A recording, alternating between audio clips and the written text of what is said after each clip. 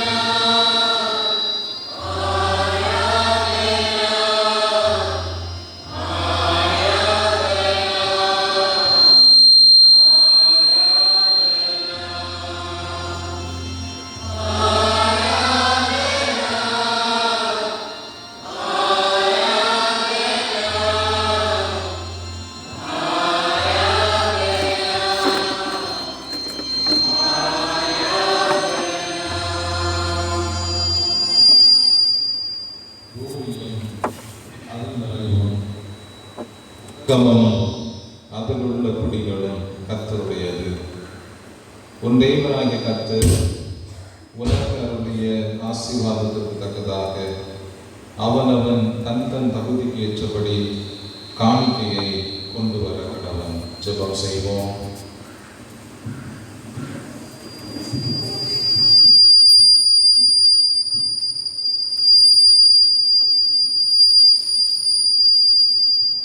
எங்களை அதிகமாக நேசித்து பாதுகாத்து வருகின்ற அன்பின் நல்ல ஆண்டவரே, இந்த பரிசுத்த ஓய்வு நாளில் காலை பொழுதுக்காக உம்மை போற்றுகிறோம், உம்மை நாங்கள் ஸ்தோத்தரிக்கின்றோம். இந்த பரிசுத்த ஓய்வு நாளை பெண் குழந்தைகள் ஞாயிறாகவும் சங்க பண்டிகையாகவும் நாங்கள் ஆசரிக்க ஆண்டவர் பாராட்டி வருகின்ற கிருபைகளுக்காக உம்மை போற்றுகிறோம், உம்மை நாங்கள் ஸ்தோத்தரிக்கின்றோம். இந்த தொழுகையிலே பங்கு பெற்றிருக்கின்ற அனைவரையும் ஆண்டவர் கண்ணோக்கி பார்ப்பீராக. நாங்கள் என்னென்ன சூழல்கள் மத்தியிலே என்னென்ன தேவைகளோடு ஆண்டவருடைய சமூகத்திலே வந்திருக்கிறோம் என்று ஆண்டவர் காண்கிறீர். எங்களுடைய இருதயத்தை ஆராய்ந்து அறிகின்ற ஆண்டவர் எங்கள் ஒவ்வொருவரோடும் ஆண்டவர் பேச வேண்டும் என்று சொல்லி நாங்கள் சொல்லிக்கின்றோம். ஆண்டவருடைய பிரசன்னத்தை இந்த கூடுகையிலே நாங்கள் ஒவ்வொருவரும் உணர்ந்து கொள்வதற்கு ஆண்டவர் உதவி செய்ய வேண்டும் என்று சொல்லி நாங்கள் ஜெபிக்கின்றோம். சுவாமி வர வேண்டும் என்று யார் யார் விரும்புகிறார்களோ அத்தனை பேரையும் ஆண்டவர் சீக்கிரமாக அழைத்து வருவீராக. நாங்கள் அனைவருமாக இணைந்து ஆண்டவருடைய நாமத்தை மகிமைப்படுத்தவும், ஆண்டவர் எங்களுடைய வாழ்விற்கென்று வைத்திருக்கின்ற நன்மைகளை நாங்கள் பெற்றுக்கொள்ளவும் நீர் உதவி செய்ய வேண்டும் என்று சொல்லி நாங்கள் ஜெபிக்கின்றோம். இந்த நாள் கொள்கையின் துவக்கம் முதல் நிறைவரையிலேயும் ஆண்டவருடைய பிரசன்னமும் தூயாவியனுடைய வழிகாட்டுதலும் எங்களோடு நிறைவாய் தங்கி இருக்க வேண்டும் என்று இயேசு கிறிஸ்துவின் திருப்பெயரில் தாழ்மையாக வேண்டி நிற்கிறோம் பிதாவே, ஆமென். நாம் அனைவரும் எழுந்து நின்று ஞான பாடல்களிலே 326வது பாடல், ஞான பாடல் 326, பழைய பாடல் புத்தகத்தில் 255வது ஞான பாடலை எழுந்து நின்று சேர்ந்து பாடுவோம்.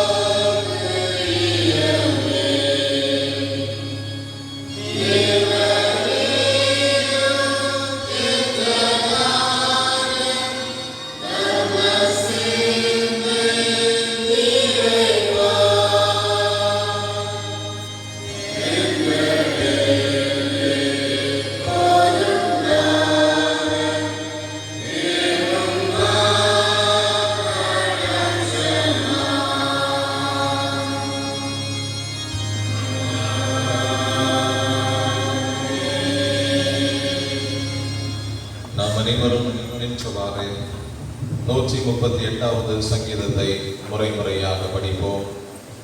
முறையாய் படிப்பதற்கு தெரிந்து கொண்ட சங்கீதம் 138.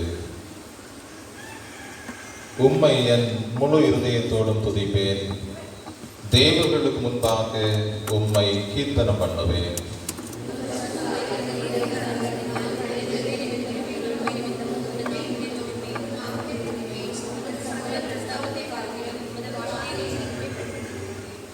நான் கூப்பிட்ட நாளிலே எனக்கு மறு உத்தரவு அருளினீர். என் ஆத்துமாவிலே பலம் தந்து என்னை தைரியப்படுத்தினீர்.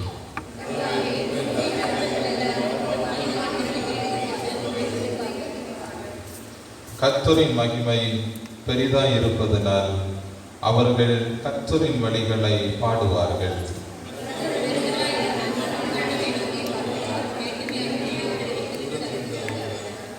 நான் துன்பத்தின் நடுவிலே நடந்தாலும் நீர் என்னை உயிர்ப்பிப்பீர். என் சத்துருக்களின் கோபத்துக்கு விரோதமாக உமது கையை நீட்டுவீர். உமது வலது கரம் என்னை இரட்சிக்கும்.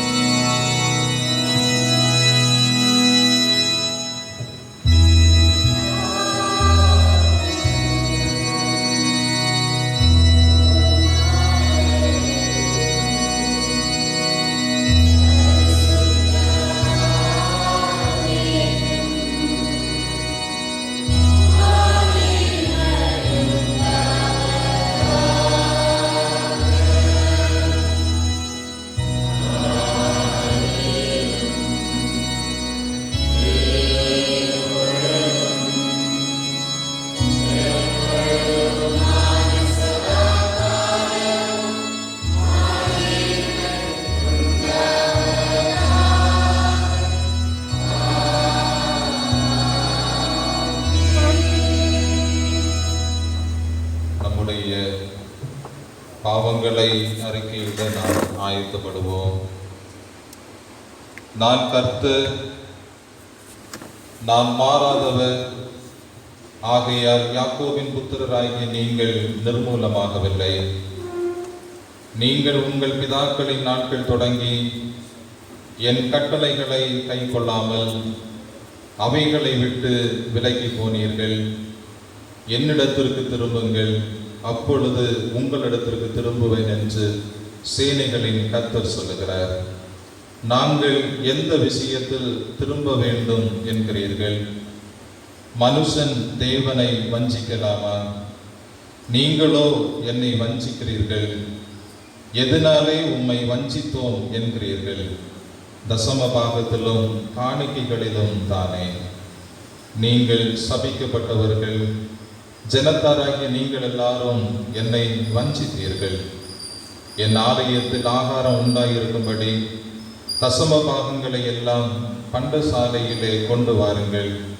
அப்பொழுது நான் வானத்தின் பலகணிகளை திறந்து இடங்கொள்ளாமல் போக மாட்டோம், உங்கள் மேல் ஆசீர்வாதத்தை வருஷிக்க மாட்டோனோ என்று அதனால் என்னை சோதித்து பாருங்கள் என்று சேனைகளின் கர்த்தர் சொல்லுகிறார். நாம் சற்று நேரம் முழங்கால் படியிட்டு நம்முடைய வாழ்வை ஆராய்ந்து இறை சமூகத்திலே அவர் தருகின்ற மன்னிப்பை நாம் பெற்றுக்கொள்ளுவோம். ஜெபம் செய்வோம்.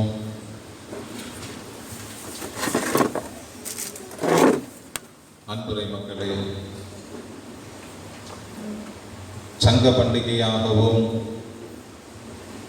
பெண் குழந்தைகள் ஞாயிறாகவும் இந்த நாளை நாம் ஆசரிக்கின்றோம். நம்முடைய கொடுத்தலின் அனுபவத்தை நாம் திருப்பி பார்ப்போம். ஆண்டவர் நமக்கென்று தந்திருக்கின்ற நன்மைகளை எவ்வளவு தூரம் ஆண்டவருக்கு கொடுப்பதிலும் பிறர் மீது அக்கறை கொள்வதிலும் நாம் காட்டினோம் என்று எண்ணி பார்ப்போம். மல்கியா தீர்க்கதரிசி இறை மக்களோடு பேசுகிறார். நீங்கள் கடவுளை வஞ்சித்தீர்கள் என்று. மக்கள் கேட்கிறார்கள், எதனாலே நாங்கள் வஞ்சித்தோம் என்று சொல்லுகிறீர்? உங்களுடைய தசம பாகங்களிலேயும் உங்களுடைய காணிக்கைகளிலேயும் தானே என்று சொல்லி ஆண்டவர் நமக்கு உழைப்பதற்கான பலனை தருகிறார், உழைப்பதற்கான வாய்ப்புகளை தந்திருக்கிறார். நல்ல கல்வி கற்று அதனாலே பணிகளை பெற்றுக்கொள்ள ஆண்டவர் கிருபை செய்தார். நமக்கென்று ஆண்டவர் நிலபுலன்களை தந்திருக்கிறார், மரஞ்செடி கொடிகளை தந்திருக்கிறார், மிருக ஜீவன்களை, பறவை இனங்களை ஆண்டவர் தந்திருக்கிறார். ஆண்டவர் தந்த நன்மைகளிலே ஆண்டவருக்கென்று நாம் தசம பாகங்களை கொடுத்து வருகிறோமா? யோசித்து பார்ப்போம். இவைகளிலே குறைவு உண்டு என்றால் ஆண்டவருடைய சமூகத்திலே நாம் அறிக்கை செய்வோம். ஆண்டவரே, இனியாகிலும் உம்மை வஞ்சிக்காமல், உம்முடையதை நான் எனக்கென்று வைத்துக் கொள்ளாமல் அதை ஆலயத்திலே படைப்பதற்கு அப்படிப்பட்ட ஒரு இருதயத்தை எனக்கு தாரும் என்று சொல்லி ஆண்டவரிடத்தில் கேட்போமா? பெண் குழந்தைகள் ஞாயிறாகவும் நாம் இந்த நாளை ஆசரிக்கின்றோம். ஆண்டவர் நம்முடைய குடும்பங்களிலே தந்த பெண் குழந்தைகளை ஏளனமாக கருதின நேரங்கள் உண்டா? வேண்டாவிருப்போடு பார்த்த நேரங்கள் உண்டா என்று நாம் யோசித்து பார்ப்போம். பிள்ளைகள் கர்த்தரால் வரும் சுதந்திரம் என்று நாம் வசனங்களை கற்றிருந்தோம். ஆண் குழந்தை பெண் குழந்தை என்று சொல்லி வித்தியாசம் பார்த்த நேரங்கள் உண்டா என்று யோசிப்போம். ஒருவேளை அப்படி நாம் பாரபட்சம் காட்டியிருப்போம் என்றால் ஆண்டவருடைய சமூகத்திலே நம்மையும் அறிக்கை செய்ய அழைக்கப்படுகிறோம். ஆண்டவரே, எங்களுடைய குடும்பங்களிலே ஆண்டவர் தந்திருக்கின்ற பெண் குழந்தைகளை நாங்கள் ஏளனமாக இன்னுமாக ஆசீர்வாதமற்ற நிலையில எண்ணின நேரங்கள் இருக்கலாம். சுவாமி, தயவாக பொறுத்து கொள்ளும். பிள்ளைகள் கர்த்தரால் எங்களுக்கு கிடைக்கின்ற ஆசீர்வாதம் என்கின்றதை ஆண்டவரை நாங்கள் மறந்து போன நேரங்கள் இருக்கலாம். இவைகளுக்காக நம் ஆண்டவருடைய சமூகத்தினை அறிக்கை செய்வோம். பெண் குழந்தைகளுடைய வாழ்வாதாரத்தினுடைய உயர்வுகளுக்காக, நீ பெண் தானே, இவ்வளவு படித்தால் போதும் என்கின்ற நிலையிலே நம்முடைய இருதயம் குறுகிய வட்டத்துக்குள்ளதாகவே அமைந்ததா என்று யோசிப்போம். நாம் செய்த தவறுகளை எல்லாம், நம்முடைய மனசாட்சி உணர்த்துகின்ற காரியங்களை எல்லாம் ஆண்டவருடைய சமூகத்திலே நாம் அறிக்கை செய்ய அழைக்கப்படுகிறோம். ஒரு நிமிடம் மௌனமாக இருந்து ஆண்டவருக்காக கொடுப்பதிலையும் ஆண்டவர் தந்த ஆசீர்வாதங்களாகிய பெண் குழந்தைகளை உண்மையாய் கடவுள் விரும்புகிற வண்ணமாக நம்முடைய குடும்பங்களிலே நாம் நடத்தாமல் இருந்த நிலைமைகளுக்காகவும் அவைகளை எண்ணி பார்த்து ஆண்டவருடைய சமூகத்திலே நம் மன்னிப்புக்காக நாம் மன்றாடுவோம். ஈரங்கும் நீரங்கும் காருணை வாரி ஏசுராஜனே பவன் நாசராசனே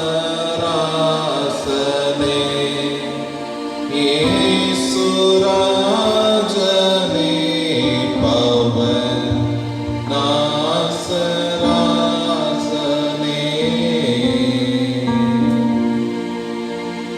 உண்மையாய் நம்முடைய தவறுகளை நாம் அறிக்கை செய்திருப்போம் என்றால் ஆண்டவர் நமக்கு தருகின்ற மன்னிப்பின் நிச்சயத்தை நாம் பெற்றுக்கொள்வோம்.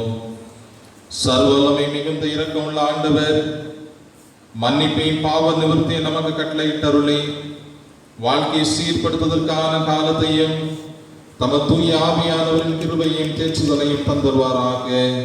ஆமேன். பாவ மன்னிப்பின் நிச்சயத்தை பெற்றுக்கொண்டவர்களான நாம் கர்த்தரின் கரத்தில் பெற்றுக்கொள்ள போகிற நன்மைகளுக்காக நம் ஆண்டவருக்கு நன்றி செலுத்துவோம். கர்த்தர் எனக்கு செய்த எல்லா உபகாரங்களுக்காக அவருக்கு என்னத்தை செலுத்துவேன். ரட்சிப்பின் பாத்திரத்தை எடுத்துக்கொண்டு கர்த்தருடைய நாமத்தை தொழுது கொள்ளுவேன். அன்பரை மக்களே, ஆண்டவர் நம்முடைய வாழ்விலே செய்த நன்மைகளை எல்லாம் எண்ணி பார்ப்போம். ஆண்டவருக்காக கொடுக்கவும் ஆண்டவருக்காக உழைக்கவும் நமக்கு பலம் தந்திருக்கிறார். ஆண்டவருடைய திருவுடலாக ஆலயத்தோடு இணைந்து நம்முடைய உலக வாழ்வை தொடர்வதற்கு ஆண்டவர் கிருபை பாராட்டி இருக்கிறார். இவைகளுக்காக நம் ஆண்டவருக்கு நன்றி சொல்லுவோம். ஆண்டவருக்காக ஏதாகலும் செய்வதற்காக அழகான ஒரு ஆலயத்தை நமக்கு தந்திருக்கிறார். அந்த ஆலயத்திலே நம்மையும் அவருடைய பிள்ளைகளாக, திருச்சபையின் குடும்பங்களாக நம்மை வைத்திருக்கிறாரே. ஆண்டவருக்கு நன்றிகளை ஏறெடுப்போம். இனிமே எத்தனை நன்மைகள் ஆண்டவர் நம்முடைய குடும்பங்களிலே தந்திருக்கின்ற பிள்ளைகளுக்காக, குறிப்பாக பெண் குழந்தைகளுக்காக. பிள்ளைகள் கூட ஆண்டவருக்கு நன்றிகளை ஏறெடுக்கலாம். ஆண்டவர் நல்ல பெற்றோரை தந்து உங்களுக்கு எந்த ஒரு குறைவுகளும் இல்லாமல் கடவுள் வழிநடத்துகிறார்.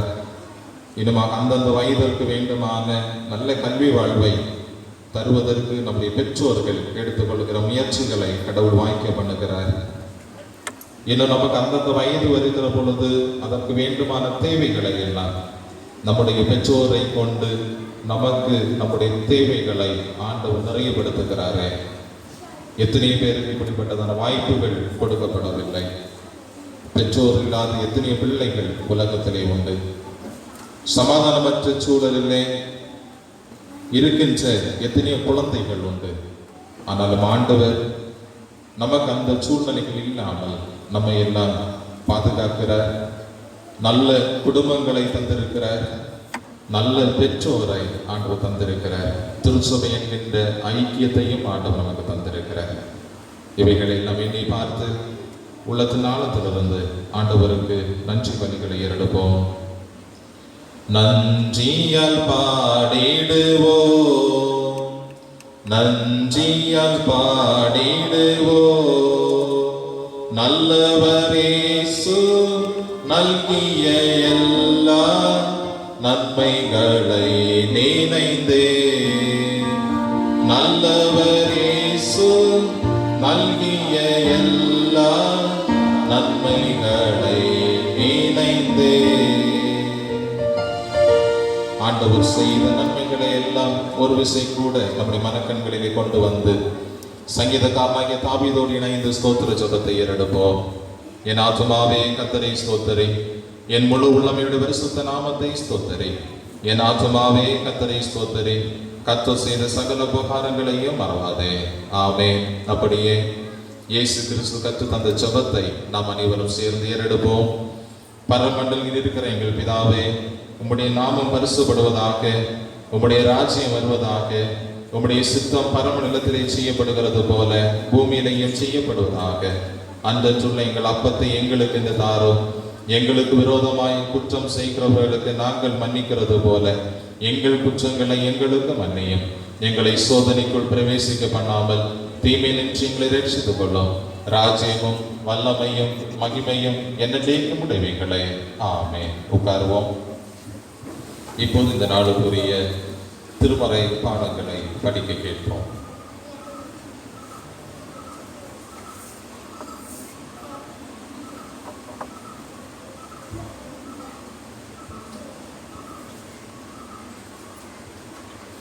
படிக்கும்படியாக கொடுக்கப்பட்ட பழைய ஏற்பாட்டு திருமுறை பகுதி தானியேல் 5ஆம் அதிகாரம் 17 முதல் 31 முடிய.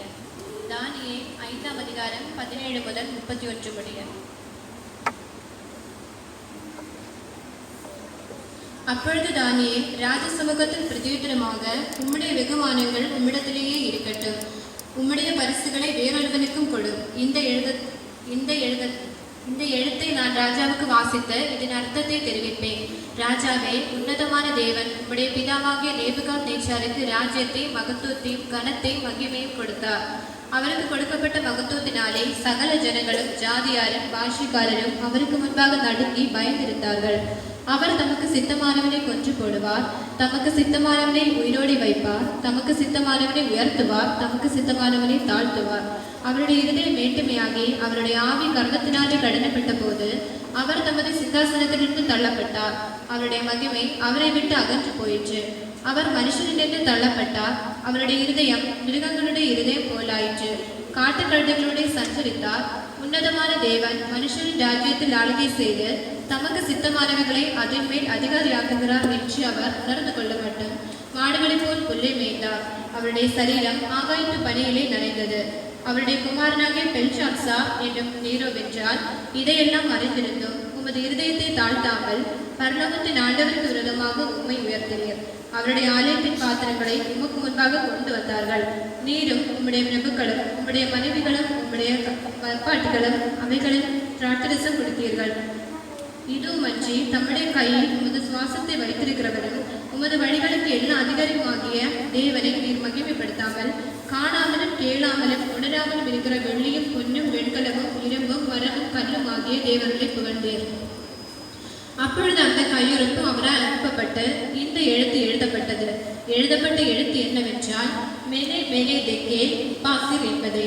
இந்த வசனத்தின் அர்த்தமாவது மெனே என்பதற்கு தேவனின் ராஜ்யத்தை மட்டிட்டு அதற்கு முடிவுண்டாக்கினார் என்றும், தெக்கேல் என்பதற்கு நீ தராசிலே நெருக்கப்பட்டு குறையை காணப்பட்டாய் என்றும், பெரேஸ் என்பதற்கு உன் ராஜ்யம் பிரிக்கப்பட்டு மேதியருக்கும் பெர்சியருக்கும் கொடுக்கப்பட்டது என்றும் அர்த்தமாம் என்றான்.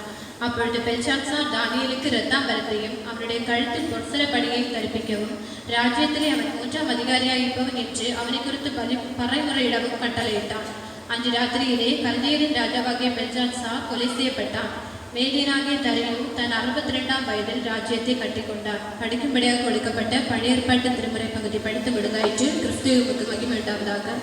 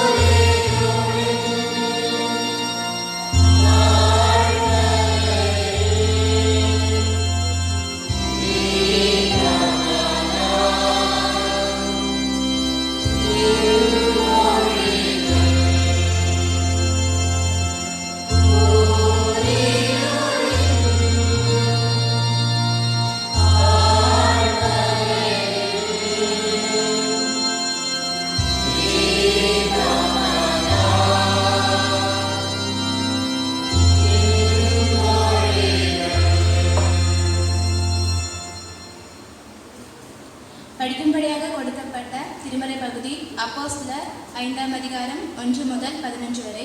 அப்போஸ்தலர் 5ஆம் அதிகாரம் 1 முதல் 11 வரை.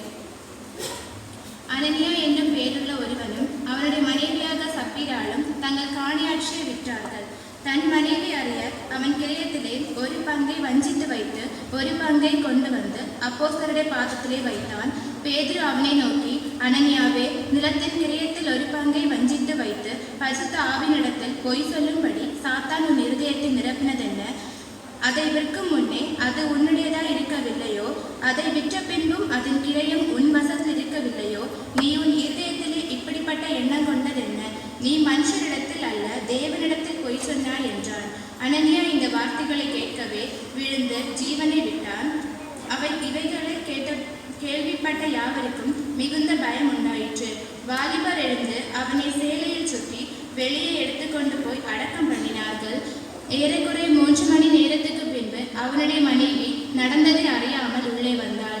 பேதுரு அவளை நோக்கி, நிலத்தை இவ்வளவுக்குத்தானா விற்றீர்கள்? எனக்கு சொல் என்றான். அவள், ஆம், இவ்வளவுக்குத்தான் என்றாள். பேதுரு அவளை நோக்கி, கர்த்தருடைய ஆவியை சோதிக்கிறதற்கு நீங்கள் ஒருமனப்பட்டதென்ன? இதோ உன் புருஷனை அடக்க பண்ணினவர்களுடைய கால்கள் வாசற்படியிலே வைத்திருக்கிறது, உன்னையும் வெளியே கொண்டு போவார்கள் என்றான். உடனே அவள் அவனுடைய பாதத்தில் விழுந்து ஜீவனை விட்டாள். வாலிபர் உள்ளே வந்து அவள் மரித்து போனதை கண்டு அவளை வெளியே எடுத்துக்கொண்டு போய் அவளுடைய புருஷன் அண்டையிலே அடக்கம் பண்ணினார்கள். சபையார் எல்லாருக்கும் இவைகளை கேள்விப்பட்ட மற்ற யாவருக்கும் மிகுந்த பயம் உண்டாயிற்று. ஆமென்.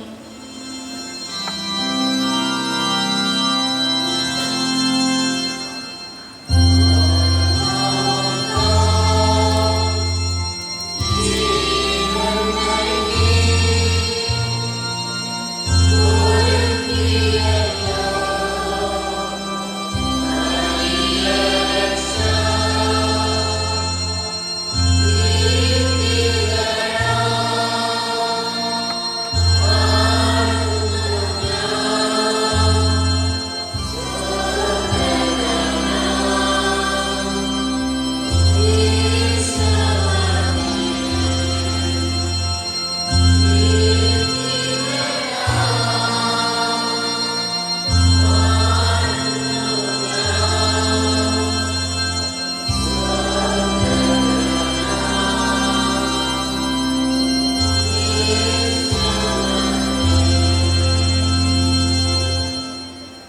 இந்நாளுக்குரிய நற்செய்தி பகுதி பரிசுத்த லூக்கா எழுதிய நற்செய்தி நூல் 21வது அதிகாரம் வசனங்கள் 1 துவங்கி 4 முடிய.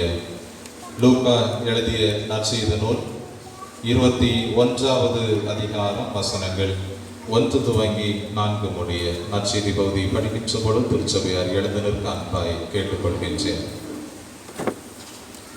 இயேசு கண்ணீரிட்டு பார்த்தபோது ஐஸ்வர்யவான்கள் காணிக்கை பெட்டியிலே தங்கள் காணிக்கைகளை போடுகிறதை கண்டார்.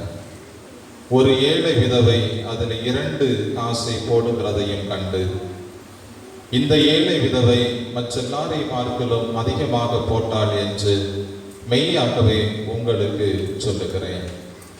அவர்கள் எல்லாரும் தங்கள் பரிபூரணத்திலிருந்து எடுத்து தேவனுக்கென்று காணிக்கை போட்டார்கள். இவளோ தன் வறுமையிலிருந்து தன் ஜீவனத்துக்கு உண்டாயிருந்ததை எல்லாம் போட்டுவிட்டாள் என்றார் என்பதே. கிறிஸ்துவே உமக்கே மகிமை உண்டாவதாக. நாம் சற்று நேரம் முழங்கல் படியிட்டு நம்முடைய தேவைகளுக்காக ஜெபம் செய்வோமாக. கேட்கிறவன் எவனும் பெற்றுக்கொள்வான் என்று ஆண்டவர் சொல்லியிருக்கிறார். என் நாமத்தினாலே நம்பிக்கை உள்ளவர்களாக எதை நீங்கள் கேட்டாலும் அதை நான் உங்களுக்கு தருவேன் என்று சொல்லுகிறேன். அந்த நம்பிக்கையோடு ஆண்டவருடைய சமூகத்திலே வந்திருக்கின்ற நாம் மற்றவர்களை பார்க்க வேண்டும். ஒவ்வொருடைய வாழ்விலையும் தேவைகள் ஏராளம் உண்டு. ஒவ்வொருடைய சரீரத்திலையும் பலவீனங்கள் உண்டு. ஒவ்வொருவருடைய குடும்பத்திலையும் எத்தனையோ தேவைகள் இருக்கிறது. இந்த நேரத்தை நாம் விரயம் செய்யாமல் ஆண்டவரிடத்திலே நாம் செபிப்போம். ஆண்டவரிடத்திலே நம்முடைய தேவைகளை சொல்லுவோம். நிச்சயமாகவே அவர் நம்முடைய தேவைகளை கேட்பதற்கு, நம்முடைய வேண்டுதல்களை கேட்பதற்கு எப்போதும் அவர் ஆயத்தமாக இருக்கிறார். அவர் நம்மோடு கூட இருக்கிறார். உங்கள் அருகிலே அவர் வாசமாக இருக்கிறார். அந்த நம்பிக்கையோடு நம்முடைய தேவைகளை எல்லாம் ஆண்டவரிடத்திலே நாம் சொல்லுவோம். எங்கள் அன்பின் ஆண்டவரே, இந்த வேளையிலேயும் எங்களுடைய தேவைகளுக்காக உம்முடைய திரு சமூகத்தை நாங்கள் நோக்கி பார்க்கிறோம். ஆண்டவரே, குறிப்பாக எங்களுடைய திருச்சபைக்காக சொல்லிக்கின்றோம். இந்த நாளிலேயும் பெண் குழந்தைகள் ஞாயிறாகவும் சங்க பண்டிகையாகவும் ஆசரிக்க கடவுள் பாராட்டிய கிருபைகளுக்காக உம்மை போற்றுகிறோம். உம்மை நாங்கள் ஸ்தோத்தரிக்கின்றோம். சுவாமி, திருச்சபையிலே ஆண்டவர் தந்திருக்கின்ற ஒவ்வொரு குடும்பங்களுக்காக உம்மை போற்றுகிறோம். எல்லா குடும்பங்களையும் ஆண்டவர் கண்ணோக்கி பார்ப்பீராக. அத்தனை குடும்பங்களையும் ஆண்டவர் ஆசீர்வதிக்க வேண்டும் என்று சொல்லி சொல்லிக்கின்றோம். எல்லா குடும்பத்தாரும் கர்த்தருக்கு ஏற்ற நிலையிலே ஆண்டவருடைய ஆசீர்வாதங்களை பெற்றுக் கொள்கின்ற வண்ணமாய் தங்களுடைய வாழ்வை அமைத்துக் கொள்ள நீர் உதவி செய்ய வேண்டும் என்று சொல்லி நாங்கள் சொல்லிக்கின்றோம். குடும்பங்களிலே காணப்படுகின்ற கடன் பிரச்சனைகளுக்காக நாங்கள் சொல்லிக்கிறோம். நம்முடைய பிள்ளைகளுடைய பொருளாதார தேவைகளை எல்லாம் ஆண்டவர் சந்திப்பீராக. ஆண்டவரே, இதன் ஊடாக குடும்பங்களில் சமாதானம் இல்லாமல் சந்தோஷம் இல்லாமல் இருக்கிற அநேகர் உண்டு. சுவாமி, ஏற்ற நாட்களிலே பொருளாதார உயர்வுகளை குடும்பங்களிலே தந்து ஆண்டவர் தாமே சமாதானத்தையும் சந்தோஷத்தையும் நீர் நிறைவாய் தர வேண்டும் என்று சொல்லி நாங்கள் ஜெபிக்கின்ற ராஜா. பிள்ளைகளுடைய எதிர்காலத்தை குறித்த கேள்விகளோடு ஆண்டவரே, இன்னுமாக தங்களுடைய சரீரங்களில் காணப்படுகின்ற பலவீனங்களோடு என்றைக்கு இவைகளிலிருந்து ஒரு விடுதலை கிடைக்கும் என்று சொல்லி இயங்குகின்ற அநேகர் உண்டு. சுவாமி, அந்தந்த குடும்பங்களுக்காக நாங்கள் ஜெபிக்கிறோம். கர்த்ததாமே அந்தந்த குடும்பங்களிலே நீர் போதுமானவராக இருந்து ஆண்டவரே, எதிர்கால கவலைகளோடு இருக்கின்ற அன்பு பிள்ளைகளுடைய வாழ்விலே நானே ஒரு பரிகாரியாக இருக்கிற கர்த்தர் என்று சொல்லுகிறவர் அன்பு பிள்ளைகளோடு கூட இருந்து பயற்று நாவிகள் எல்லாவற்றையும் ஆண்டவர் மாற்றி போட வேண்டும் என்று சொல்லி நாங்கள் ஜெபிக்கிறோம். சுவாமி, ஆண்டவரே, எங்களுடைய எதிர்காலங்கள் எல்லாம் உம்முடைய கரத்தில் இருக்கிறது ராஜா. ஆண்டவரே, நீர் ஆசீர்வதிக்கிறீர். நீர் அந்தந்த வேலைகளில் தேவையான காரியங்களை எங்களுடைய வாழ்விலே அருளி செய்கிற நம்பிக்கையோடு தங்களுடைய உலக ஓட்டத்தை தொடர ஆண்டவர் உதவி செய்ய வேண்டும் என்று சொல்லி நாங்கள் ஜெபிக்கின்றோம். பலவீனங்களோடு இருக்கின்ற ஒவ்வொருவரையும் உடைய பாத்திரை தருகிறோம் சுவாமி. இந்த நாளிலேயும் இந்த தொழுகையிலே யாராகிலும் பலவீனத்தோடு இருந்து ஆண்டவரே, இன்ன பலவீனம் என்னை விட்டு மாறாத, இன்ன பலவீனங்கள் என்னுடைய பிள்ளைகளை விட்டு மாறாத, இன்ன பலவீனம் என்னுடைய பெற்றோரை விட்டு மாறாத என்று சொல்லி யார் யார் என்னென்ன பலவீனம் மாற வேண்டும் என்று சொல்லி ஜெபிக்கிறார்களோ, கர்த்தருக்கு சுத்தமானால் தம்முடைய பிள்ளைகளுடைய பலவீனங்களை மாற்றி ஆண்டவர் தாமே நல்ல சுகபலனை நீர் தர வேண்டும் என்று சொல்லி நாங்கள் ஜெபிக்கின்றோம். விசுவாசிக்கிறவனுக்கு எல்லாம் ஆகும் என்று சொன்னீரே, நாங்கள் விசுவாசத்தோடு நம்பிக்கையோடு நாங்கள் ஜெபிக்கிறோம். ஆண்டவர் ஒவ்வொருடைய பலவீனங்களையும் ஆண்டவர் மாற்றி போடுவீராக. ஆண்டவரே, பலவீனங்களோடு இல்லங்களிலே இருக்கின்ற பிள்ளைகள் உண்டு சாமி. ஆண்டவரே, விசேஷமாக எங்களுடைய திருச்சபையில் பலவீனத்தோடு இருக்கின்ற அந்த பிள்ளைகள் ஆண்டவரே திரு விஜயராஜ் அவருக்காக நாங்கள் ஜெபிக்கிறோம். கால்களில் இருக்கின்றதான காயங்களை ஆண்டவர் மாற்றி போடுவீராக. ஆண்டவர் ஒவ்வொரு நாளும் தந்து வருகிற சுகபலனுக்காக நமக்கு நன்றி சுவாமி. ஆண்டவரே, கர்த்தர் தாமே ஏற்ற நாட்களிலே நடப்பதற்கான கிருபைகளை ஆண்டவர் தர வேண்டும் என்று சொல்லி நாங்கள் ஜெபிக்கின்றோம். ஆண்டவரே, இன்னுமாக திரு டென்னிசன் அவருக்காக கூட நாங்கள் ஜெபிக்கிறோம். ஆண்டவர் ஒவ்வொரு நாளும் தந்து வருகிற பலனுக்காக நமக்கு நன்றி சுவாமி. தொடர்ந்து ஆண்டவர் தாமே ஏற்ற நாட்களிலே பரிபூர்ணமான ஒரு விடுதலையை ஆண்டவர் தர வேண்டும் என்று சொல்லி நாங்கள் ஜெபிக்கின்றோம். ராஜா, தினமாக திரு பாபு அவருக்காக நாங்கள் ஜெபிக்கிறோம். அவர்களையும் ஆண்டவர் தொடுவீராக. அவருடைய பலவீனங்களையும் ஆண்டவர் மாற்றி போட வேண்டும் என்று சொல்லி நாங்கள் ஜெபிக்கிறோம். நல்ல சுகத்தை ஆண்டவர் தருவீராக. இன்னுமாக சுஜனுக்காக நாங்கள் ஜெபிக்கிறோம். அன்மகனோடும் ஆண்டவருடைய கிருபை இருக்கட்டும் சுவாமி. சரீரத்தில் இருக்கின்ற காயங்களை ஆண்டவர் மாற்றி போடுவீராக. காயங்களை கட்டுகின்ற ஆண்டவர் ஏற்ற நாட்களிலே அவன் பரிபூர்ணமான ஒரு விடுதலையை பெற்றுக்கொள்ள ஆண்டவர் உதவி செய்ய வேண்டும் என்று சொல்லி நாங்கள் ஜெபிக்கிறோம். திருசபை மக்களாக நாங்கள் இணைந்து ஜெபித்திருக்கிற இந்த ஜெபங்களை கேட்டு ஆண்டவர் அற்புதங்களையும் அடையாளங்களையும் ஒவ்வொருடைய வாழ்விலையும் ஆண்டவர் செய்ய வேண்டும் என்று சொல்லி நாங்கள் ஜெபிக்கிறோம். ஒருவேளை இன்னும் யாராவது பலவீனத்தோடு இருந்தால் அவர்களை எல்லாம் ஆண்டவர் அறிகிறீர் சாமி. யார் யாருக்காக தம்முடைய பிள்ளைகள் ஜெபிக்கிறார்களோ அவர்கள் எங்கே இருந்தாலும் ஆண்டவரே, பரிசுத்த ஆவியானவருடைய தொடுதல் அவருடைய சரீரத்தை ஆட்கொள்ள வேண்டும் என்று சொல்லி நாங்கள் ஜெபிக்கின்றோம். ஆண்டவர் விடுவிப்பீராக. எங்களை ஆண்டவரை விடுவிப்பதற்காகவே ஆண்டவர் எங்களை தேடி வந்தீர் சுவாமி. இந்த நாளிலே நாங்கள் ஜெபிக்கிற பொழுது எங்களுடைய ஜெபங்களை ஆண்டவர் தயவாக கேட்டு மேலான அற்புதங்களை ஒவ்வொருடைய சரீரத்திலையும் ஆண்டவர் தர வேண்டும் என்று சொல்லி நாங்கள் ஜெபிக்கிறோம். குடும்பங்களிலே ஆண்டவர் தந்திருக்கிற சின்ன பிள்ளைகளுக்காக நாங்கள் ஜெபிக்கிறோம். அத்தனை சின்ன பிள்ளைகளையும் ஆண்டவர் ஆசீர்வதிப்பீராக. சகல விதமான தீமைகளுக்கும் ஆண்டவர் நீங்களாகி பாதுகாத்துக் கொள்ளும். அந்தந்த மாதத்துக்கு வேண்டுமான அந்தந்த வயதிற்கு வேண்டுமான வளர்ச்சிகளை எல்லாம் பிள்ளைகளுடைய சரீரங்களில் ஆண்டவர் தர வேண்டும் என்று சொல்லி நாங்கள் ஜெபிக்கின்றோம். படிக்கின்ற பிள்ளைகளுக்காக மன்றாடுகிறோம். கர்த்தர் நல்ல ஞானத்தை கொடுப்பீராக, நல்ல புத்தியை கொடுப்பீராக. பெற்றோருக்கு கீழ்ப்படிந்துள்ள பிள்ளைகளாக, திருச்சபைக்கும் சமூகத்திற்கும் மாதிரியான பிள்ளைகளாக தங்களுடைய வாழ்வை அமைத்துக் கொள்ள நீர் உதவி செய்ய வேண்டும் என்று சொல்லி நாங்கள் ஜெபிக்கிறோம். ராஜா, ஆண்டவர் வாலிப பிள்ளைகளுக்காக ஜெபிக்கிறோம். அத்தனை வாலிப பிள்ளைகளையும் ஆண்டவர் கண்ணோக்கி பார்ப்பீராக. உலக பிரகாரமான தவறான காரியங்களிலே தங்களை இணைத்து விடாதபடி எப்போதும் கர்த்தருக்கு ஏற்ற நிலையிலே பரிசுத்தமாய் தூய்மையாய் தங்களுடைய வாழ்வை காத்துக்கொள்ள ஆண்டு உதவி செய்வீராக. ஆண்டவரே, பெற்றோருக்கு கீழ்ப்படிந்துள்ள பிள்ளைகளாக ஆண்டவரே எப்போதும் ஆண்டவருக்கு பிரியமாக தம்முடைய பிள்ளைகள் தங்களுடைய வாழ்வை அமைத்துக் கொள்ள நீர் உதவி செய்ய வேண்டும் என்று சொல்லி நாங்கள் ஜெபிக்கின்றோம். போதை பொருட்களுக்கு அடிமைப்பட்டு போனவர்கள் உண்டு. ஆண்டவர் இன்னுமாக தவறான காரியங்களிலே தங்களை இணைத்துக் கொள்கிற பிள்ளைகள் உண்டு. ஒட்டுமொத்த சமூகத்திற்காக நாங்கள் ஜெபிக்கிறோம். அத்தனை வாலிப பிள்ளைகளையும் ஆண்டவர் கண்ணோக்கி பார்ப்பீராக. ராஜா, ஆண்டவரே, வாலிபத்தின் நாட்களிலே உமக்கு பிரியமாய் வாழுகின்ற பாக்கியத்தை ஆண்டவர் தர வேண்டும் என்று சொல்லி நாங்கள் ஜெபிக்கின்றோம். இன்னுமாக ஆண்டவரே, திருமண வாழ்வுக்காக ஆண்டவரை காத்திருக்கின்ற பிள்ளைகளுக்காக ஜெபிக்கிறோம். அந்தந்த நிலையிலே ஆண்டவரை யார் யார் ஜெபிக்கிறார்களோ கர்த்தர் அந்த பிள்ளைகளுடைய வாழ்விலே நல்ல வாழ்க்கை துணையை ஆண்டவர் ஏற்படுத்தி கொடுக்க வேண்டும் என்று சொல்லி நாங்கள் ஜெபிக்கிறோம். இன்னுமாக திருமணம் முடிந்து ஆண்டவரே உங்களுடைய ஆசீர்வாதங்களுக்காக காத்திருக்கின்ற எத்தனையோ குடும்பங்கள் உண்டு. ஆண்டவரே, எங்களுடைய குடும்பங்களிலே உண்டு, எங்களுடைய நண்பர்களுடைய குடும்பங்களிலே உண்டு, எங்களுடைய உறவினர்களுடைய குடும்பங்களிலே உண்டு. எங்களிடத்தில் ஜெபிக்க சொன்ன அநேகர் உண்டு சாமி. அந்த குடும்பங்களை எல்லாம் எங்களுடைய மனக்கண்களை கொண்டு வந்து ஜெபிக்கின்றோம். கர்த்தர் ஏற்ற நாட்களிலே அந்தந்த குடும்பங்களிலே குழந்தை செல்வங்களை ஆண்டவர் அருளை செய்ய வேண்டும் என்று சொல்லி நாங்கள் ஜெபிக்கின்றோம் சாமி. கர்த்தர் பெரிதான காரியங்களை செய்வீராக. ஆண்டவரே, ஒவ்வொரு குடும்ப தலைவர்களுக்காக நாங்கள் ஜெபிக்கிறோம். அனைவரையும் ஆண்டவர் ஆசீர்வதிப்பீராக. ஆண்டவர் அந்த குடும்ப தலைவர்கள் செய்கின்ற பணிகளை ஆண்டவர் ஆசீர்வதியும். வாகனங்களிலே பணியாற்றுகிறவர்கள், கூலி வேலை செய்கிறவர்கள், விவசாயம் செய்கின்றவர்கள், பால் வெட்டுகின்ற பணி செய்கிறவர்கள், ஆண்டவரே இன்னுமாக அரசு துறையிலே தனியார் துறையிலே பணியாற்றுகிறவர்கள் ஒவ்வொருவரும் எந்தெந்த நிலைகளிலே பணி செய்கிறார்களோ ஒவ்வொருவருக்கும் நல்ல பணி வாய்ப்புகளை ஆண்டவர் கொடுப்பீராக. அந்த பணிகளை செய்வதற்கு வேண்டுமான சரீர சுகபலனை ஆண்டவர் கொடுப்பீராக. கையில் பிரயாசங்களை ஆண்டவர் ஆசீர்வதிக்க வேண்டும் என்று சொல்லி நாங்கள் செபிக்கிறோம்.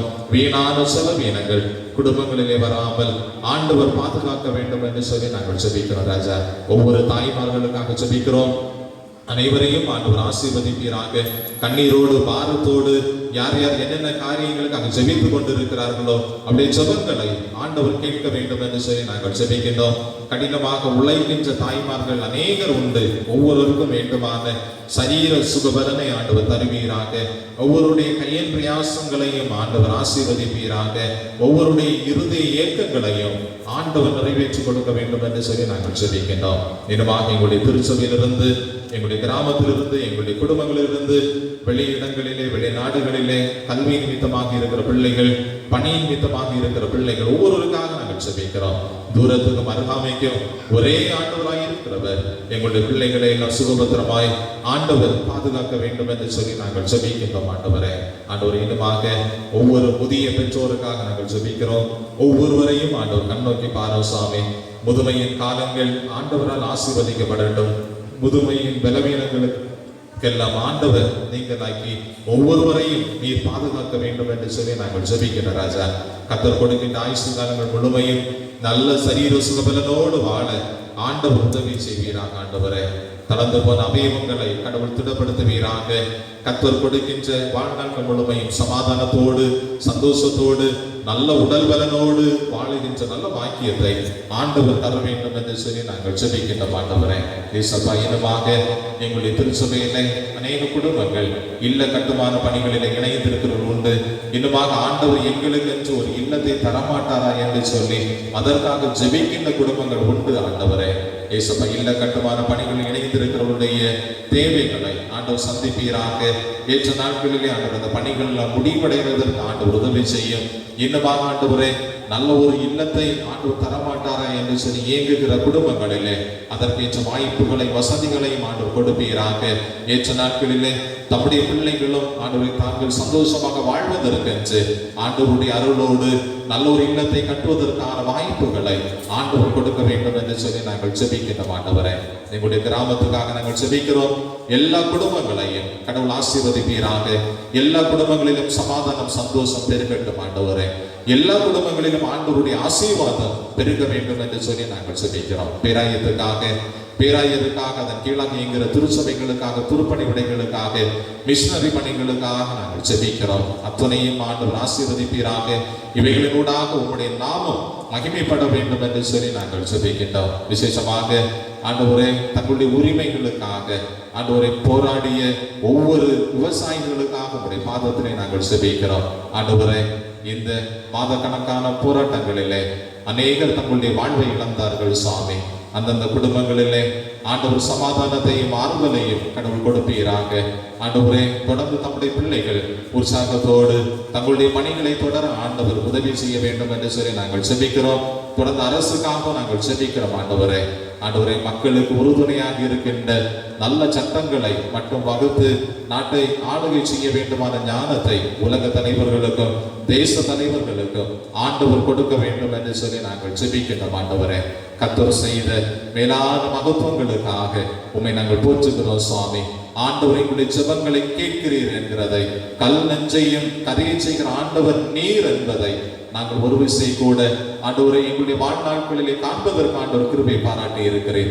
ஆண்டவரே, நீர் எதையும் செய்ய ஆற்றல் உள்ளவர், எங்களுடைய ஜெபங்களை கேட்கிறவர் என்கிறதை நாங்கள் ஒரு முறை கூட புரிந்து கொண்டிருக்கிறோம். ஆண்டவரே, அந்த நம்பிக்கையோடு நாங்கள் எங்களுடைய தேவைகளுக்காக ஜெபிக்கின்ற பொழுது ஆண்டவர் எல்லா தேவைகளையும் ஆண்டவர் சந்திக்க வேண்டும் என்று சொல்லி நாங்கள் மன்றாடுகிறோம். ஆண்டவரே, கொரோனா நோய் தொற்றினாலே ஆண்டவர் அநேக மக்கள் இன்றும் பாதிக்கப்பட்டு கொண்டிருக்கிறதை ஆண்டவர் காண்கிறீர். இவைகளிலிருந்து ஒரு முழுமையான விடுதலையை ஆண்டவர் தர வேண்டும் என்று சொல்லி நாங்கள் ஜெபிக்கிறோம். நோயினுடைய தொற்று தாக்கம் குறைந்தாலும் ஆண்டவரே இன்னும் சில இடங்கள் இருக்கிறது சாமி. உலகம் முழுவதுமாக நாங்கள் செபிக்கிறோம். ஏற்ற நாட்கள் இவைகள் எல்லாம் மாறி இயல்பு நிலை எங்கும் திரும்ப வேண்டும் என்று சொல்லி நாங்கள் செபிக்கிறோம் சாமி. இப்படிப்பட்ட கொடிதான பலவீனங்கள் உலகத்தை ஆட்கொள்ளாமல் ஆண்டவரை நீர் பாதுகாக்க வேண்டும் என்று சொல்லி நாங்கள் செபிக்கிறோம் ஆண்டவரே. ஒரு விசை கூட ஆண்டவரை இந்த நாள் தொழுகையிலே பங்கு பெற்றிருக்கின்ற சின்ன பிள்ளைகள், பெரியவர்கள், வாலிபர்கள், பெற்றோர்கள் ஒவ்வொருவருக்காக நாங்கள் செபிக்கிறோம். ஒவ்வொருவரையும் ஆண்டவர் கண்ணோக்கி பாரும். என்னென்ன காரியங்களுக்காக தனிப்பட்ட நிலையிலே செபித்து இருக்கிறார்களோ ஒவ்வொருடைய செபங்களையும் ஆண்டவர் கேட்டு அதன் வேளைகளிலே ஆண்டவர் இதற்கான நன்மைகளை ஆண்டவர் கொடுக்க வேண்டும் என்று சொல்லி நாங்கள் செபிக்கிறோம். விசேஷமாக பெண் குழந்தைகள் ஞாயிறாக இந்த நாளை எங்களுடைய பேராயம் ஆண்டவரை ஆசரிக்கின்ற பொழுது ஆண்டவரை பெண் குழந்தைகளுடைய வாழ்வுக்காக நாங்கள் செபிக்கிறோம். எத்தனை இடங்களிலே பாலியல் துன்புறுத்தலுக்குள்ளான பெண்கள் உண்டு சாமி. இன்னுமாக படிப்பதற்கான வாய்ப்பில்லாமல் இருக்கிற எத்தனையோ பெண் குழந்தைகள் உண்டு ஆண்டவரே. குழந்தை தொழிலாளர்கள் ஏராளம் பேர் எங்களுடைய தேசத்திலே உண்டு சாமி. இப்படிப்பட்ட அவல நிலைகள் எல்லாம் மாறட்டும் ஆண்டவரே. ஆண்டவரே, ஒவ்வொருவரும் கடவுளுடைய படைப்புகள் என்கிறதை ஆண்டவர் ஒவ்வொரு மனிதர்களும் புரிந்து கொண்டு ஒவ்வொருவரையும் ஆண்டவரை சமமாக பார்க்கவும், ஒவ்வொரு பிள்ளைகளுடைய வாழ்வாதார உயர்வுகளுக்காக அத்தனை பேரும் இணைந்து திட்டங்களை தீட்டி அத்தனை பேரும் சமூகத்திலே ஒன்றாய் வளர்வதற்கான வாய்ப்புகளை தேடிக்கொள்ளவும் ஆண்டவர் உதவி செய்ய வேண்டும் என்று சொல்லி நாங்கள் செபிக்கிறோம். எங்களுடைய குடும்பங்களிலேயும் எங்களுடைய திருச்சபையிலையும் ஆண்டவர் தந்திருக்கின்ற பெண் குழந்தைகளுக்காக போற்றுகிறோம்.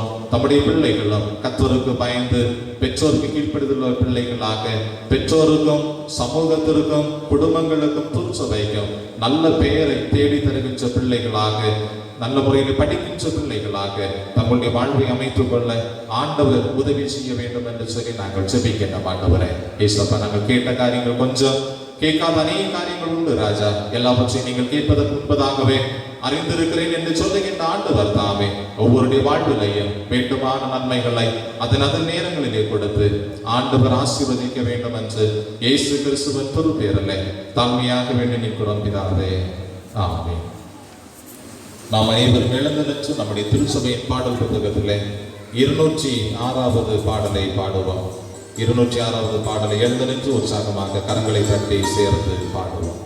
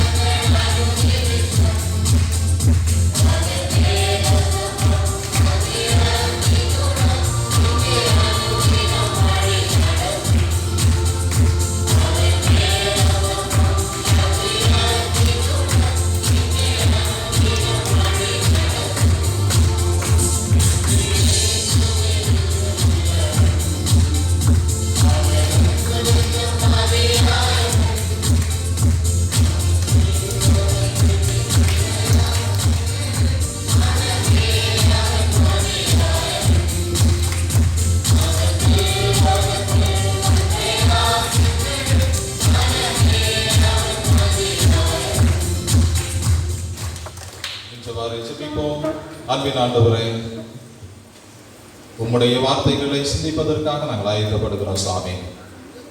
ஒரு மனிதனுடைய சத்தத்தை கேட்பதற்காக அல்ல, உம்முடைய வார்த்தைகளை நாங்கள் கேட்பதற்காக இணைந்திருக்கிறோம். எங்களுடைய இருதயத்தின் எண்ணங்கள், சிந்தனைகள் எல்லாவற்றையும் ஆண்டவர் ஒருமுகப்படுத்துவீராக. ஆண்டவரை நீர் எங்களோடு பேசும் ஆண்டவரை நாங்கள் கேட்கிறோம். என்னை மறைத்துக் கொள்ள நீர் வழிபடும். கிறிஸ்து வழியா வேண்டுகிறோம் பிதாவே, ஆமென். உட்காருவோம். கிறிஸ்துவுக்குள் அன்புக்குரியவர்களே, இந்த நாளிலே வந்திருக்கின்ற உங்கள் அத்தனை பேரையும் ஒரு விசை கூட ஆண்டவரும் இரட்சகருமாகிய இயேசு கிறிஸ்துவின் திருப்பேரில் அன்போடு வாழ்த்துகின்றேன், வரவேற்று கொள்ளுகின்றேன். இந்த நாளிலே சிந்திப்பதற்காக தெரிந்து கொண்ட தலைப்பு என்னவென்றால் காணிக்கை. சங்க பண்டிகை ஆனபடியினாலே காணிக்கையை குறித்து சில காரியங்களை உங்களோடு பகிர்ந்து கொள்ளலாம் என்று எண்ணினேன்.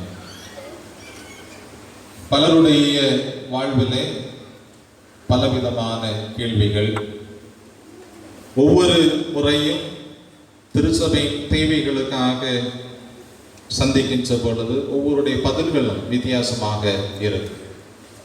எதற்காக என்றைக்கும் கேட்கிறார்கள், இது என்ன ஆலயமா இல்லை வேறு ஏதாவது நிறுவனமா என்கின்ற கேள்விகள் கூட அநேகருடைய மனங்களிலே எழும். இந்த நாளிலேயும் நாம் சங்க பண்டிகையாக ஆசரிக்கின்றோம். யாராவது ஒருவர் யாத்திரையாகவும் 23வது அதிகாரம் 16வது வசனத்தை சத்தமாக படிக்க அன்போடு கேட்டுக்கொள்கின்றேன். யாத்திரையாகவும் 23வது அதிகாரம் 16வது வசனம்.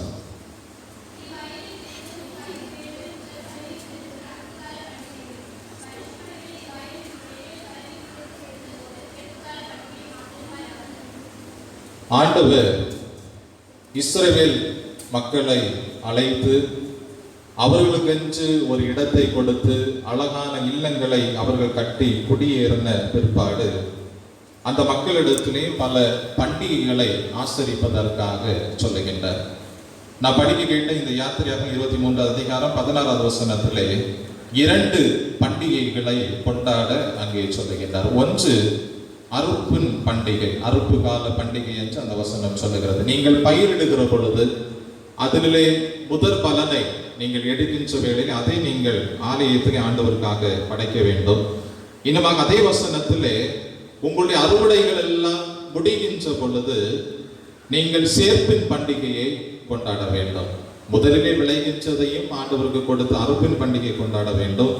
இன்னுமாக அந்த ஆண்டினுடைய நிறைவிலே நீங்கள் எல்லாவற்றையும் சேர்க்கின்ற பொழுது சேர்ப்பின் பண்டிகையை கொண்டாட வேண்டும் என்று ஆண்டவர் இஸ்ரவேல் மக்களோடு சொல்லுகின்றார்.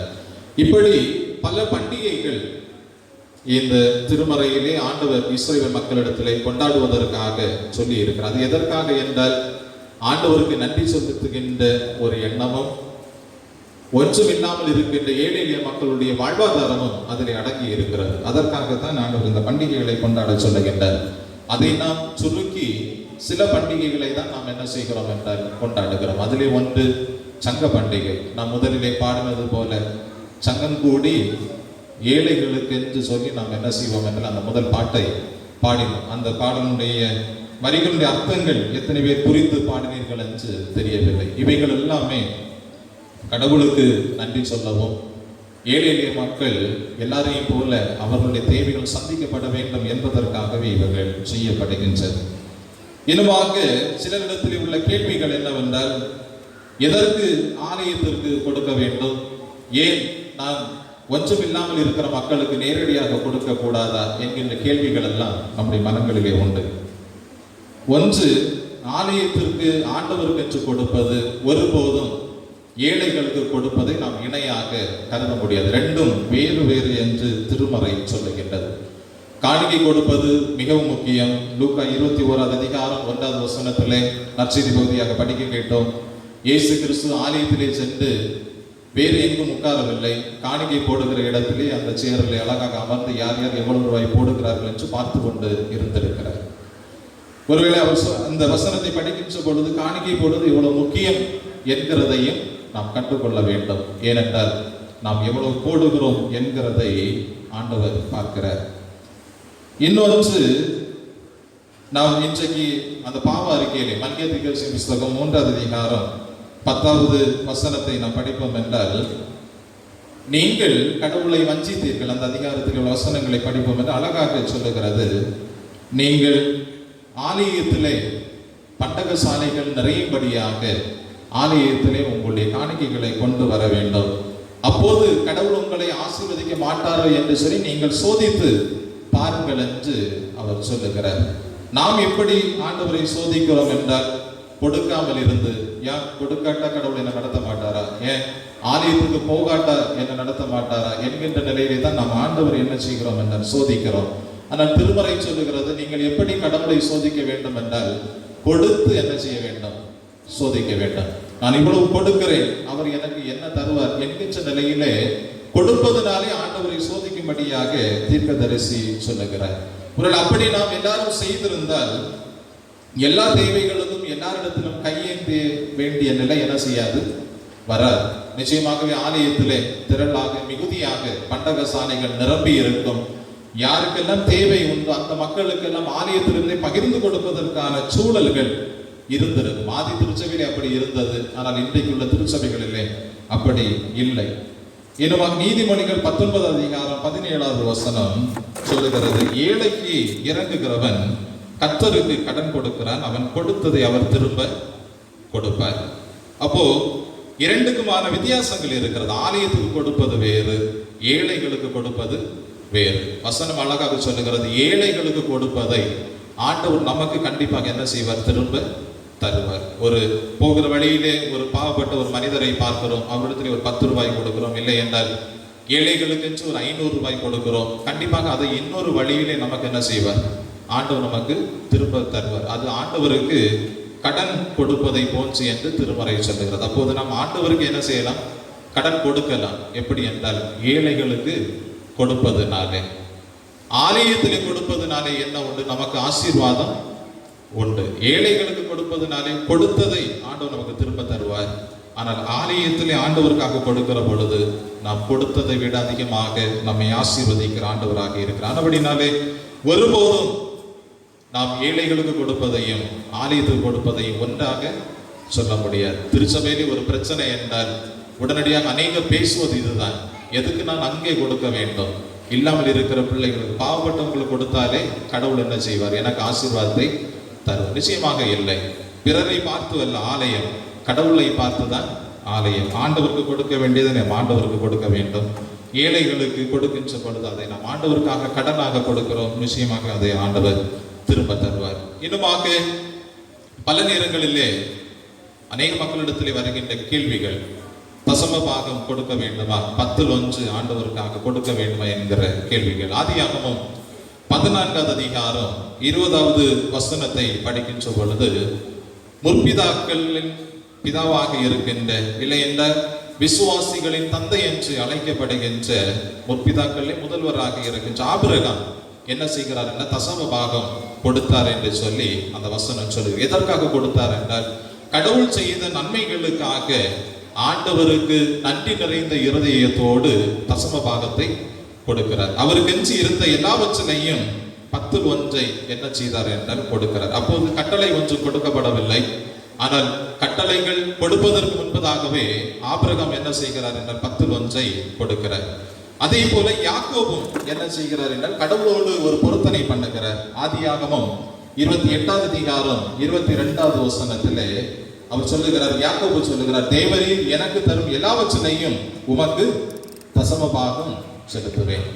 கடவுளே, நீர் எனக்கு என்ன தந்தாலும் அதிலே நான் உமக்கு என்ன செய்வேன், தசம பாகம் செலுத்துவேன் என்று அவர் சொல்லு. தசம பாகம் என்று சொல்லுகிற பொழுது நம்மிடத்திலே 100 ரூபாய் இருக்கிறது என்றால் அதில் எத்தனை ரூபாய் கொடுக்க வேண்டும், 10 ரூபாய் கொடுக்க வேண்டும். என்ன இருந்தாலும் நான் 10 ஆண்டவருக்கு கொடுக்க வேண்டும். இவர்கள் எல்லாருமே 10 கட்டளைகள் இல்லை என்றால் கடவுள் கட்டளையாக கொடுப்பதற்கு முன்பதாகவே இவர்கள் எல்லாம் தானாகவே முன் வந்து என்ன செய்திருக்கிறார்கள், ஆண்டவருக்கு என்று தசம பாகத்தை கொடுத்திருக்கிறார்கள். இது எப்போது ஒரு பிரமாணமாக ஒரு கட்டளையாக மாறுகிறது என்றால், லேவியராகமம் 27வது அதிகாரம் 30வது வசனத்தை படிக்கின்ற பொழுது, லேவியராகமம் 27வது அதிகாரம் 30வது வசனத்திலே இஸ்ரவேலர் ஒரு ராஜ்யமான போது அடிமைகளாக இருந்தார்கள். இவர்களெல்லாம் அழைத்து வீடு இல்லாமல் சொந்த இடம் இல்லாமல் இருந்தார்கள். இவர்களெல்லாம் அழைத்து கடவுள் ஒரு அழகான ஒரு இடத்தையும் இவர்களுக்கு இல்லங்களையும் எல்லாம் அமைத்து கொடுத்த பிற்பாடு ஆண்டவர் சொல்லுகிறார் லேவியர் 27:30 தேசத்தின் நிலத்தின் வித்திலும் விருட்சங்களின் கனியிலும் தசம பாகம் எல்லாம் கர்த்தருக்கு உரியது, அது கர்த்தருக்கே பரிசுத்தமானது என்று இஸ்ரவேல் மக்களோடு ஒரு பிரமாணத்தை அவர் கொடுக்கிறார். கட்டளையாக என்ன செய்கிறார் என்றால் கொடுக்கிறார். ஒருவேளை இந்த தசம பாகத்தை நமக்கு கொடுப்பதற்கு விருப்பம் இல்லை, நம்முடைய மனதிலே இடம் இல்லை 10 கொடுப்பதற்கு. அப்படி என்றாலும் அதற்கும் பதில் சொல்லுகின்றது லேவியராக 27வது அதிகாரம் 31வது வசனத்திலே ஒருவன் தன் தசம பாகத்திலே எவ்வளவாவது மீட்டுக் கொள்ள மனதாய் இருந்தால் 10 ஆண்டவருக்கு கொடுக்க வேண்டும். கொடுக்காமல் அதிலே கொஞ்சத்தை தனக்கென்று வைத்துக் கொள்ள அவன் விரும்பினால் அதனுடன் 1/5 கூட்டி என்ன செய்ய வேண்டும்? கொடுக்க வேண்டும். திரும்ப எக்ஸ்ட்ரா என்ன செய்யணும்? கொடுக்கும் இல்லையா? அந்த வசனத்தை அழகாக சொல்ல. ஒருவேளை அப்படி எவனாவது கொடுக்க மனதில்லாமல் இருந்தால் அவன் என்ன செய்ய வேண்டும் என்றால் 1/5 கூட்டி, இல்லை இதுவரை 10 தான், இப்போ 5 இல்லை அப்படின்னு அதிகமாக என்ன செய்ய வேண்டும்? கொடுப்பதற்கு அந்த வசனம் சொல்லுகின்றது. இப்படி பல காரியங்களை திருமறை என்ன செய்கிறது என்றால் அழுத்தம் திருத்தமாக சொல்லுகிறது. ஆனால் நாம் நம்முடைய வசதிகளுக்காக எல்லாவற்றையும் மாற்றிக்கொண்டோம். மாதாந்திரம் ஒரு வீட்டுக்கு 1 கொடுக்க வேண்டும், ஒரு குடும்பத்துக்கு அப்பா அம்மா அதன் ஒரு குடும்பம். ஆனால் நம்முடைய வசதிக்காக என்ன செய்தோம்? அப்பா அம்மா ஒரு மகன் இருக்கிற இல்லங்களுக்கு என்று சொல்லி நாம் என்ன செய்தோம்? மாற்றிக்கொண்டோம். ஆனால் உண்மையிலேயே பணி செய்கிற எல்லாருமே, உழைக்கின்ற எல்லாரும் என்ன செய்ய வேண்டும்? கடவுள் தந்திருக்கிற ஆசீர்வாதங்களிலே அனைவரும் கொடுக்க வேண்டும். உழைக்கின்றவர்கள், வேலை செய்கிறவர்கள் எல்லாரும் ஆண்டவருக்காக என்ன செய்ய வேண்டும்? 10 கொடுக்க வேண்டும். ஆனால் நாம் நம்முடைய வசதிகளுக்காக எல்லாவற்றையும் நாம் மாற்றி கொண்டோம். அன்புரை மக்களே, ஒருவேளை நாம் இவைகளை செய்கின்ற பொழுது உண்மையாய் ஆண்டவருக்காக காணிக்கைகளை நாம் கொடுக்கின்ற பொழுது சில காரியங்களை ஆண்டவர் நமக்கு தருகிறார். சுருக்கமாக அந்த காரியங்களை உங்களோடு பகிர்ந்து கொள்ள விரும்புகிறேன். முதலாவது, நமக்கு கிடைப்பவை ஆண்டவர் என்ன செய்கிறார்? உண்மையாக கொடுக்கிறவர்களை அவர் பாராட்டுகிறார். லூக்கா எழுதிய நற்செய்தி 21வது அதிகாரம் 1 துவங்கி 4 வரை உள்ள வசனங்களை நாம் படிக்க கேட்டோம். அங்கே ஒரு ஏழை தாய் என்ன செய்கிறார்கள் என்றால், ஒரு ஏழை விதவை வயசானவர்கள் 2 காசு போடுகிறார்கள். போட்டதை ஆண்டவர் என்ன செய்கிறார் என்றால் இயேசு கிறிஸ்து சொல்லுகிறார், இன்றைக்கு இந்த கூட்டத்திலே வந்த எல்லாரையும் பார்க்கலாம் இந்த தாயானவர்கள் அதிகமாக போட்டார்கள் என்று என்ன செய்கிறார்? அவர்கள் போட்ட காணிக்கையை பாராட்டி பேசுகிறார். ஏனென்றால் நீங்கள் எல்லாரும் இருந்ததிலிருந்து போட்டீர்கள், ஆனால் இவர்களோ அவருடைய வாழ்வுக்கு இருந்ததை போட்டார்கள். புரிந்து கொள்ள வேண்டும் என்றால் 500 ரூபாய் இருக்கிறது, காணிக்கை நேரம் வருகிறது, நாம் அந்த 500 ரூபாயிலிருந்து ஒரு 100 ரூபாய் நோட்டை என்ன செய்கிறோம்? எடுத்து காணிக்கை போடுகிறோம். ஒன்று இல்லாமல் ஒருவர் இருக்கிறார், அடுத்த 2 வாரங்கள் இதை வைத்துதான் நான் என்ன செய்ய வேண்டும்? மீன் வாங்க வேண்டும், என்னுடைய அனுதின தேவைகளை சந்திக்க வேண்டும். 100 ரூபாய் இருக்கிறது, அதை என்ன செய்கிறார்கள்? அந்த நபர் போட்டால் அதை தான் கடவுள் என்ன செய்கிறார் என்றால் பார்க்கிறார். இங்கேயும் அந்த நிகழ்வு அப்படிதான் என்ன செய்கிறது என்று நடந்திருக்கிறது. அவர்களுக்கு இருந்தது, அடுத்த நேரத்துக்கு கொஞ்சம் இல்லை, இருந்ததை எல்லாம் என்ன செய்கிறார்கள் என்றால் அந்த அம்மா போட்டு விடுகிறார்கள். இதை ஆண்டவர் பெருமையாக பேசுகிறார். இன்னுமாக மத்தேயு 26வது அதிகாரத்திலே 13வது வசனத்தை நாம் படிக்கின்ற பொழுது இந்த நிகழ்வு நமக்கு தெரிந்த நிகழ்வு. இயேசுவுடைய பாதத்திலே பாவியான ஒரு ஸ்திரீ, குறிப்பாக மரியாள் என்று சொல்லுகிறார்கள், லாசருடைய சகோதரி, அவர்கள் என்ன செய்கிறார்கள்? 300 பணத்துக்கு மதிப்புடைய அந்த தைல குப்பியை உடைத்து ஆண்டவருடைய பாதத்தில் என்ன செய்கிறார்கள்? உடைத்து ஊற்றுகிறார்கள். ஊற்றின மாத்திரத்தில் இயேசு சொல்லுகிறார், எங்கெல்லாம் இந்த சுவிசேஷம் அறிவிக்கப்படுகிறதோ அங்கெல்லாம் இந்த ஸ்திரீயானவள் செய்த காரியமும் சொல்லப்படும். இது சுமார் 2000 ஆண்டுகளுக்கு முன்னதாக நடைபெற்ற ஒரு நிகழ்வு. இன்றைக்கு நாம் அந்த பெண்மணியை குறித்து என்ன செய்கிறோம்? பேசிக் கொண்டிருக்கிறோம். ஏனென்றால் 300 பணம் என்று சொல்லுகிற பொழுது அன்றைய நாட்களிலே ஒரு யூத ஆண்மகன் ஒரு ஆண்டு சம்பாதிக்கக்கூடிய ரூபாய், ஒரு ஆண்டு அவர் கடினமாக உழைத்து 364 அல்லது 365 நாட்கள் அவன் சம்பாதிக்கக்கூடிய, ஒரு யூத ஆண்மகன் சம்பாதிக்கக்கூடிய வருமானம் தான் இந்த 300 பணம். இந்த சகோதரி என்ன செய்தாள் என்றால் அதை ஆண்டவருக்காக அந்த குப்பியை கூட வைத்துக் கொள்ளவில்லை. அந்த குப்பியை கூட என்ன செய்திருக்கலாம், வேறு விலைக்கு விற்றிருக்கலாம். ஆனால் அதை உடைத்து என்ன செய்கிறாள் என்றால் ஊற்றுகிறார். எவ்வளவு தூரம் யோசித்து பாருங்க. ஆண்டவருக்காக கொடுப்பதிலே அந்த பெண் 1 வருஷம் சம்பாதிச்சது ஒண்ணுமே வைக்கல. நமக்கு 4 மாசம் 5 மாசம் கொரோனா வந்த உடனே ஆண்டவருக்காக எப்படி பாஸ்டர் கொடுப்பது, ஒன்றும் இல்லை அப்படின்னு சொல்லி நம்ம என்ன செய்யறோம், நமக்கு தெரிஞ்சு இல்லையா சில மறுமொழிகளை நாமே உருவாக்கி கொடுக்கிறோம். ஆனால் ஆண்டவர் திருமறையிலே இதை விட மேலான, நம்மை விட மேலான உதாரணங்களை என்ன செய்திருக்கிறார், வைத்திருக்கிறார். இவர்களெல்லாம் நமக்கு சாட்சிகளாக இருக்கிறார்கள். இன்னுமாக ஆண்டவர் இப்படி நம்மை பாராட்டி பேசுகிறார். அடுத்ததாக நம்மை ஆசீர்வதிக்கிறார். ஆதியாகமம் 12 அதிகாரம் 2வது வசனம் 3வது வசனத்திலே ஆண்டவர் ஆபிரகாமோடு பேசுகிறார். நான் உன்னை பெரிய ஜாதியாக்குவேன், உன் பேரை பெருமைப்படுத்துவேன், நீ ஆசீர்வாதமாய் இருப்பாய், உன்னை ஆசீர்வதிக்கிறவர்களை ஆசீர்வதிப்பேன், உன்னை சபிக்கிறவர்களை சபிப்பேன், பூமியின் வம்சங்கள் எல்லாம் உனக்குள் ஆசீர்வதிக்கப்படும் என்று ஆண்டவர் ஆபிரகாமோடு ஒரு வாக்குத்தத்தத்தை கொடுக்கிறார். எப்போது இவைகள் நடைபெறுகிறது என்றால், எப்போது ஆபிரகாம் கடவுள் தனக்கென்று கொடுத்த ஆசீர்வாதங்களிலே 10ல் 1 கொடுக்க முன் வந்தானோ, அதன் பிற்பாடு ஒவ்வொரு காரியத்தை, ஒவ்வொரு வாக்குத்தத்தத்தையும் அவருக்கு ஆசீர்வாதமாக என்ன செய்கிறார் என்றால் கொடுக்கிறார். அவருக்கு அநேக ஆஸ்திகள், குழந்தை செல்வம் இல்லாமல் இருந்த சூழலிலே ஆண்டவர் என்ன செய்கிறார், குழந்தை பாக்கியத்தை கொடுக்கிறார். இப்படி அந்த குடும்பத்தில் உள்ள தேவைகளை அவர் என்ன செய்கிறார் என்றால் ஒன்றொன்றாக சந்திக்க தொடங்குகிறார். உண்மையாகவே நாம் ஆண்டவருக்குரிய காரியங்களை செய்கிற பொழுது கர்த்தர் நிச்சயமாகவே நம்மையும் ஆசீர்வதிக்கிறார். ஆபிரகாமை ஆசீர்வதித்த ஆண்டவர் நம்மையும் ஆசீர்வதிக்க அவர் ஆயத்தமாக இருக்கிறார். 3வதாக என்ன ஆண்டவர் பாராட்டுகிறார், ஆசீர்வதிக்கிறார், ஆலோசனைகளை தருகிறார். ஏசாயா 30வது அதிகாரம் 20, 21 ஆகிய வசனங்களை நாம் படிப்போம். ஏசாயா தீர்க்கதரிசி புஸ்தகம் 30வது அதிகாரம் 20, 21 ஆகிய வசனங்கள் படிக்கின்ற பொழுது அந்த வசனங்கள் சொல்லுகிறது, ஆண்டவர் உங்களுக்கு துன்பத்தின் அப்பத்தையும் உபத்திரவத்தின் தண்ணீரையும் கொடுத்தாலும் உன் போதகர்கள் இனி ஒருபோதும் மறைந்திருக்க மாட்டார்கள். உன் கண்கள் உன் போதகர்களை காணும். நீங்கள் வலது புறமாய் சாயும் போது இடது புறமாய் சாயும் போதும் வழி இதுவே, இதிலே நடக்க வேண்டும் என்று உங்களுக்கு பின்னாலே சொல்லுகிற வார்த்தையை உங்கள் காதுகள் கேட்கும் என்று சொல்லி அந்த வசனத்தை தீர்க்கதரிசி சொல்லுகிறார். ஒருவேளை நாம் ஆண்டவருக்காக உண்மையாக காரியங்களை செய்கிற பொழுது பலவீனங்கள் வராது, பாடுகள் வராது என்று நாம் சொல்லவே முடியாது. கண்டிப்பாக எல்லாருடைய வாழ்விலையும் பலவீனங்கள் வரும், எல்லாருடைய வாழ்விலையும் பாடுகள் வரும், கஷ்டங்கள் வரும். ஆனால் தீர்க்கதரிசி சொல்லுகிறார், நீங்கள் உண்மையாய் கடவுளுக்குரிய காரியங்களை செய்கிற பொழுது உங்களுடைய கண்கள் எப்போது யாரை பார்க்க வேண்டுமோ அந்த வேளையிலே ஆண்டவர் அந்த நபர்களை உங்களுக்காக கொண்டு வருவார். ஒருவேளை நாம் துயரத்தோடு இருப்போம், ஆறுதலான வார்த்தைகளை தருவதற்கு ஆண்டவர் யாரையாக கொண்டு வருவார். இன்னுமாக ஒருவேளை பலவீனத்தோடு இருப்போம், நல்ல மருத்துவ சிகிச்சைகள் எங்கே கிடைக்கும் என்று சொல்லி நாம் அங்கலாய்த்து கொண்டிருப்போம். அந்த வேளையிலே ஆண்டவர் யாரையாக தகுந்த வேளையிலே இன்னென்ன இடத்துல நல்ல சிகிச்சைகள் கிடைக்கிறது என்கிற செய்தியோடு யாரையாக என்ன செய்வார் என கூட்டி கொண்டு வருவார். ஆக இப்படி எந்தெந்த நேரங்களிலே நீங்கள் ஆலோசனைகளுக்காக நிற்கின்ற வேளையிலே யார் நல்ல ஆலோசனைகளை தருவார்களோ அவருடைய கண்கள் உங்களை பார்க்கும் என்கின்ற நிலையிலே தீர்க்கதரிசி பேசுகிறார்.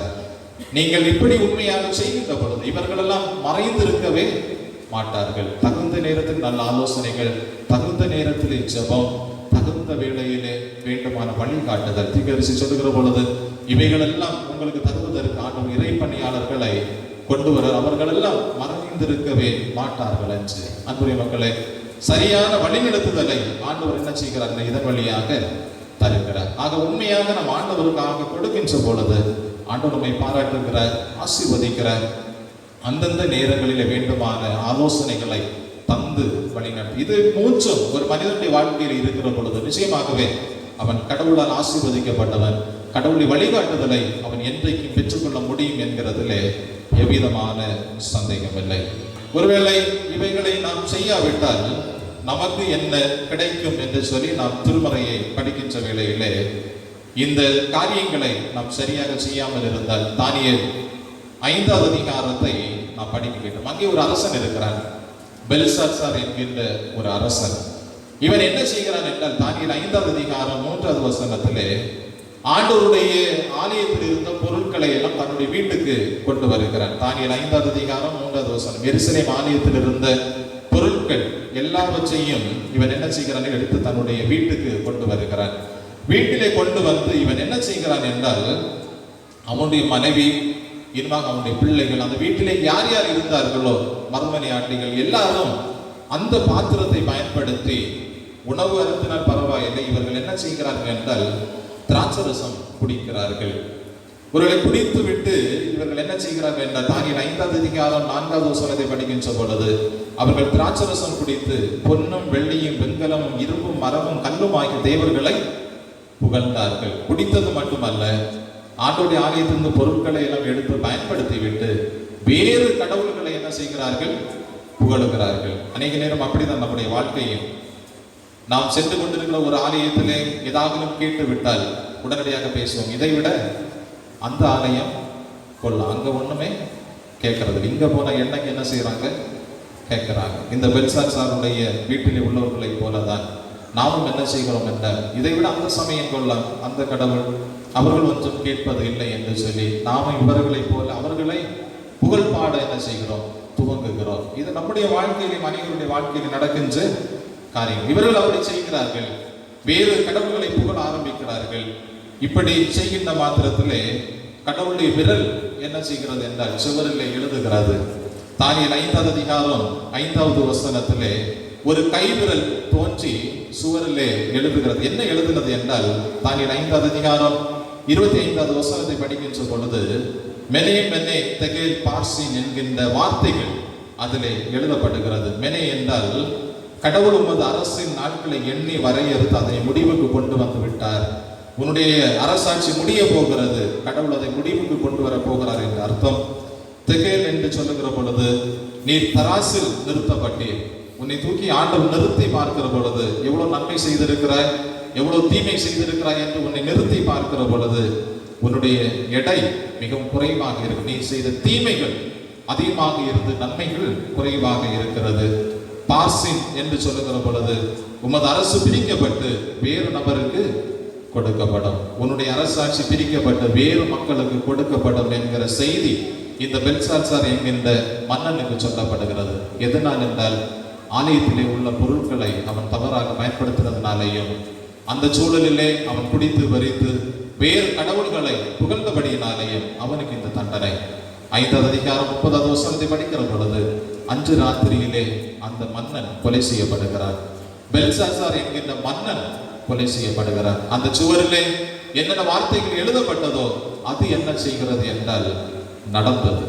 அன்புடைய மக்களே, ஆக நம்முடைய வாழ்விலையும் ஆண்டவர் என்ன செய்கிறார் என்றால் உண்மையாக இருக்க அழைக்கின்றார். கடவுள் எவ்வளவு நன்மைகளை செய்திருக்கிறார், எவ்வளவு ஆசீர்வாதங்களை தந்திருக்கிறார், எல்லாவற்றிலையும் 10 ஆண்டவருக்காக நாம் கொடுக்க என்ன செய்கிறோம் என்று அழைக்கப்படுகிறோம். படிக்க கேட்ட அப்போஸ்தலர் 5வது அதிகாரம் 1 துவங்கி 11வது வசனம் வரைக்கும் நாம் அந்த படித்த வசனங்களிலே அனனியா சப்பீரா என்று சொல்லி ஒரு குடும்பம், அழகான குடும்பம். இதை நாம் ஒரு சில புதன்கிழமைக்கு முன்பதாக நாம் சிந்தித்தோம். இந்த குடும்பம் என்ன செய்கிறது என்றால் ஒரு பொருத்தனை பண்ணி கொள்கிறது. ஆண்டவர் எங்களுக்கு என்று தந்திருக்கிற நிலங்களை எல்லாவற்றையும் விற்று அப்போஸ்தலருடைய பாதத்திலே கொண்டு வைப்போம் என்று அதை போல் நிலத்தை விற்கிறார்கள். ஆனால் ஆலயத்திலே கொண்டு பேதுருக்கு முன்பதாக அந்த காணிக்கைகளை கொடுப்பதற்கு முன்பதாக ஒரு பங்கை எடுத்து என்ன செய்கிறார்கள் என்றால் மறைத்து வைக்கிறார்கள். ஆலயத்திலே கொண்டு போன உடனே பேதுரு அப்போஸ்தலன் கேட்கிறார், நீங்கள் உங்களுடைய நிலத்தை இவ்வளவுக்கு தானே விற்றீர்கள் என்று கேட்ட உடனே அந்த வீட்டிலே உள்ள குடும்ப தலைவர் சொல்லுகிறார், ஆமா இவ்வளவு ரூபாய் தான் விற்றோம் என்று. பேதுரு சொல்லுகிறார், இல்லை நீங்கள் பொய் சொல்லுகிறீர்கள், நீங்கள் தூய ஆவியானவருக்கு விரோதமாக ஆலயத்தில் நின்றே பொய் சொல்லுகிறீர்கள் என்று சொன்ன மாத்திரத்திலே அவன் கீழே விழுந்து மரித்து போகிறார். இந்த செய்தி தெரியாமல் கொஞ்ச நேரம் தாண்டி மனைவியானவள் ஆலயத்தில் வருகிறார். வந்தவுடனே அவளிடத்திலேயும் பேதுரு கேட்கிறார், உங்களுடைய சொத்தை, உங்களுடைய நிலத்தை நீங்கள் இவ்வளவுக்கு தானா விற்றீர்கள் என்று கேட்ட மாத்திரத்திலே அந்த தாயார் சொல்லுகிறார்கள், ஆமா இவ்வளவு ரூபாய்க்கு தான் விற்றோம் என்று. உடனடியாக பேதுரு சொல்லுகிறார், நீயும் பொய் சொன்னாய், உன்னுடைய துணையை கணவனாரை அடக்கம் செய்த வாலிபர்கள் வந்து கொண்டே இருக்கிறார்கள், உன்னையும் கொண்டு போக ஆயத்தமாக இருக்கிறான் என்று சொன்ன மாத்திரத்திலே அவளும் கீழே விழுந்து உடனே மரித்து போகிறாள். ஆலயத்திலே பொய் சொன்னபடியினால. இன்றைக்கு பொய்யெல்லாம் சர்வசாதாரணம், என்ன வேண்டும் என்றாலும் பேசலாம். கடவுள் எல்லாம் பொறுமையாக பார்த்து கொண்டிருக்கிறார். ஒருவேளை அன்றையை போல இன்றைக்கு செயல்பட்டிருந்தால் யாரும் என்ன செய்ய முடியாது என்றால் உயிரோடு கூட இருக்க முடியாது. ஒருவேளை இதை பார்த்து பிற மக்கள் மத்தியிலே பயம் வருகிறது. ஆண்டவருக்குரிய காரியங்களின் ஆலயத்திலே உண்மையாக இருந்தார். செய்ய வேண்டியவைகளை எல்லாம் செய்ய வேண்டிய நேரத்திலே அவர்கள் செய்தார்கள். ஆக ஆண்டவர் நம்மிடத்திலேயும் இதைத்தான் எதிர்பார்க்கிறார். உண்மையாய் நாம் ஆண்டவருக்காக காரியங்களை செய்கிற பொழுது உண்மையாகவே ஆசீர்வாதம் இல்லை என்ற பல கடினங்களை நம்முடைய வாழ்க்கையை சூழ்ந்து கொள்ளும் என்று சொல்லி திருமறை வசனங்கள் சொல்லுகிறது. ஒருவேளை இப்படி செய்யாதவர்களை திருமறை வஞ்சகன் என்றும் அழைக்கிறது. மல்கியா 3:8 வசனத்திலே ஆண்டவர் சொல்கிற, மனுஷன் தேவனை வஞ்சிக்கலாமா? நீங்களும் என்னை வஞ்சிக்கிறீர்கள். எதனாலே உண்மை வஞ்சித்தோம் என்கிறீர்கள்? தசம பாகத்திலேயும் காணிக்கைகளிலேயும் தானே என்று சொல்லி மல்கியா தீர்க்கதரிசி சொல்லுகிறார். மல்கியா 3:10 வசனத்தில் அவர் சொல்லுகிறார், என் ஆலயத்திலே ஆகாரம் உண்டாயிருக்கும்படி தசம பாகங்களை எல்லாம் பண்டக சாலையிலே கொண்டு வாருங்கள், அப்பொழுது நான் உங்களை ஆசீர்வதிப்பேன் என்று அவர் சொல்லுகிறார். அன்புடைய மக்களே, ஆண்டவர் நமக்கென்று தந்திருக்கிற ஆசீர்வாதங்களிலே 10 கண்டிப்பாக நாம் ஆண்டவருடைய ஆலயத்திலே நாம் என்ன செய்ய வேண்டும்? வைக்க வேண்டும். நம்முடைய இல்லங்களிலே அவைகளை வைத்திருப்போம் என்றால் நம்மையும் திருமறை வஞ்சகன் என்றுதான் அழைக்கிறது. நாமும் கடவுளை வஞ்சித்து கொண்டிருக்கிறோம். ஒருவேளை நாம் எல்லாரும் உண்மையாக செய்வோம் என்றால் ஆலயம் நிரம்பி வழியும், ஆலயத்தில் உள்ள தேவைகள் சந்திக்கப்படும். ஒருவேளை தேவையில் இருக்கிற மக்கள் இருப்பார்கள் என்றால் சந்தோஷமாக அவர்களுக்கும் நாம் உதவி செய்ய முடியும் என்கிறதுல எந்த சந்தேகம். ஒரே ஒரு வசனத்தை மட்டும் படித்து நிறைவு செய்ய விரும்புகிறேன். மத்தேயு 5:20 வசனம் சொல்லுகிறது, வேத பாரகர் பரிசேயர் என்பவருடைய நீதியிலும் உங்கள் நீதி அதிகமாயிராவிட்டால் பரலோக ராஜ்யத்தில் பிரவேசிக்க மாட்டீர்கள். வேதபாரகர் பரிசேயர் என்பவருடைய நீதியிலும் உங்கள் நீதி அதிகமாயிராவிட்டால் பரலோக ராஜ்யத்தில் பிரவேசிக்க மாட்டீர்கள். பரலோக ராஜ்யத்துக்கு போகவே முடியாது. இந்த வேதபாரகர் பரிசேயருடைய நீதி என்னவென்றால் திருமறை சொல்லுகிறது, இவங்க கடுவு வாங்கினாலும் வெந்தயம் வாங்கினாலும் அதுல 10 என்ன செய்வாங்க? ஆலயத்துல கொண்டு கொடுப்பாங்க. நீங்க அந்த மத்தேயு 5 நீங்கள் வீட்டில் சென்று படித்து பாருங்கள். அப்படி தங்களுடைய வாழ்வை அமைத்துக் கொண்டிருக்கிறவர்கள் தான் இந்த வேதபாரகரும் பரிசேயரும். கடவுளுடைய காரியங்களில் நேர்த்தியாக இருப்பார். ஆண்டவர் நம்மை பார்த்து சொல்லுகிறார், அவர்களை விட உங்களுடைய நீதி என்ன செய்ய வேண்டும்? அதிகமாக இருக்க வேண்டும். அதிகமாக நீங்கள் செய்ய வேண்டும். அப்படி செய்யாவிட்டால் கண்டிப்பாக பரலோக ராஜ்யத்திலேயே நாம் என்ன செய்ய முடியாது? பிரவேசிக்க முடியாது. கிரியை இல்லாத விசுவாசம் செத்தது என்று திருமறை சொல்லுகிறார். அன்புரைப்பட்ட இந்த சங்க பண்டிகையை ஆசரிக்கின்றன உண்மையாய் கடவுள் நம்முடைய வாழ்விலை செய்திருக்கின்ற நன்மைகளை எண்ணி பார்த்து என்னென்ன ஆசீர்வாதங்கள் தந்திருக்கிறார் அவைகளிலே திருச்சபையிலே ஒரு கவர் தந்து அல்ல, மனம் உவந்து என்ன செய்ய வேண்டும்? ஆண்டவருக்காக நம் காரியங்களை செய்ய முன்வர வேண்டும். நாம் அப்படி செய்யாதபடினாலே தான் எப்படியாக வைக்கட்டும் என்று சொல்லி பல கவர்களை என்ன செய்கிறோம்? ஏற்படுத்துகிறோம். அப்படியாக தரட்டும் என்று. ஒருவேளை நாம் உண்மையாக இருந்தால் எந்த ஒரு கவருக்கும் தேவையே இல்லை. கவர் கொடுக்க வேண்டிய அவசியமே இராது. நாம் செய்ய வேண்டியதை தவறுகிறபடியினாலே திருச்சபையும் அந்தந்த சூழலுக்கு ஏற்றவாறு தன்னுடைய தேவைகளை சந்திப்பதற்காக பல காரியங்களை ஏற்படுத்துகிறது இல்லையா? நாம் செய்ய வேண்டியதை செய்ய மாட்டோம், செய்ய சொன்னாலும் செய்ய மாட்டோம். அந்த நிலையை மாற்றி நாம் செய்ய வேண்டியதை ஆண்டவருக்காக உண்மையாய் செய்வோம். ஆண்டவர் திருமறையை சொல்லி இருக்கின்ற அனைத்து நன்மைகளை ஆண்டவருடைய பாராட்டை நாம் பெறுவோம், ஆண்டவருடைய ஆசீர்வாதத்தை பெற்றுக் கொள்வோம். என்னவாக நாம் தேவையில் இருக்கிற பொழுது யாருடைய ஆலோசனைகள் நமக்கு வேண்டுமோ அந்த ஆலோசனைகளை ஆண்டவர் நம்முடைய வாழ்விலே தந்து நிறைவாய் நடத்துவாராக. ஆமென். நாம் அனைவரும் எழுந்து நின்று நம்முடைய விசுவாசத்தை அப்போஸ்தலர் விசுவாச பிரமாணத்தின் வழியாக அறிக்கை செய்து உறுதிப்படுத்தி கொள்வோம். வானத்தையும் பூமியையும் படைத்து சர்வவல்லமையுள்ள பிதாவாகிய தேவனை விசுவாசிக்கிறேன். அவருடைய ஒரே குமாரனாகிய நம்முடைய நாதர் இயேசு கிறிஸ்துவை விசுவாசிக்கிறேன். அவர் பரிசுத்த ஆவியினாலே கன்னிமரியாளிடத்தில் உற்பவித்து பிறந்த பொந்திய பிலாத்துவின் காலத்தில் பாடுபட்டு சிலுவையில் அறையுண்டு மரித்து அடக்கம் பண்ணப்பட்டு பாதாளத்தில் இறங்கினார். 3ஆம் நாள் மரித்தோடத்திலிருந்து எழுந்தருளினார். பரமண்டலத்துக்கு ஏறி சர்வவல்லமையுள்ள பிதாவாகிய தேவனுடைய வலது பார்சத்திலே வீற்றிருக்கிறார். அவ்விடத்திலிருந்து உயிருள்ளோரையும் மரித்தோரையும் நியாயத்திற்கு வருவார். பரிசுத்த ஆவியை விசுவாசிக்கிறேன். பொதுவாயிருக்கிற பரிசு சபையும் பரிசுத்தவான்களுடைய ஐக்கியமும் பாவ மன்னிப்பும் மரித்தோர் உயிர்த்தெழுதலும் நித்திய ஜீவன் உண்டு விசுவாசிக்கிறேன். ஆமென். உட்காருவோம், ஜெபிப்போம். அன்பரே மக்களே, கற்றுக்கொண்ட ஆண்டவருடைய வார்த்தைகளை நாம் ஒரு விஷயம் நினைவிலே கொள்ளுவோம். உண்மையாய் ஆண்டவருக்காக காரியங்களை செய்கிற பொழுது ஆண்டவர் நம்மை பாராட்டுகிறார், நம்மை ஆசீர்வதிக்கிறார். நம்முடைய தேவைகளிலே நமக்கு ஆலோசனைகள் தேவைப்படுகிற பொழுது தகுந்த ஆலோசனைகளுக்கான பாதையையும் அவர் காட்டுகிறார்.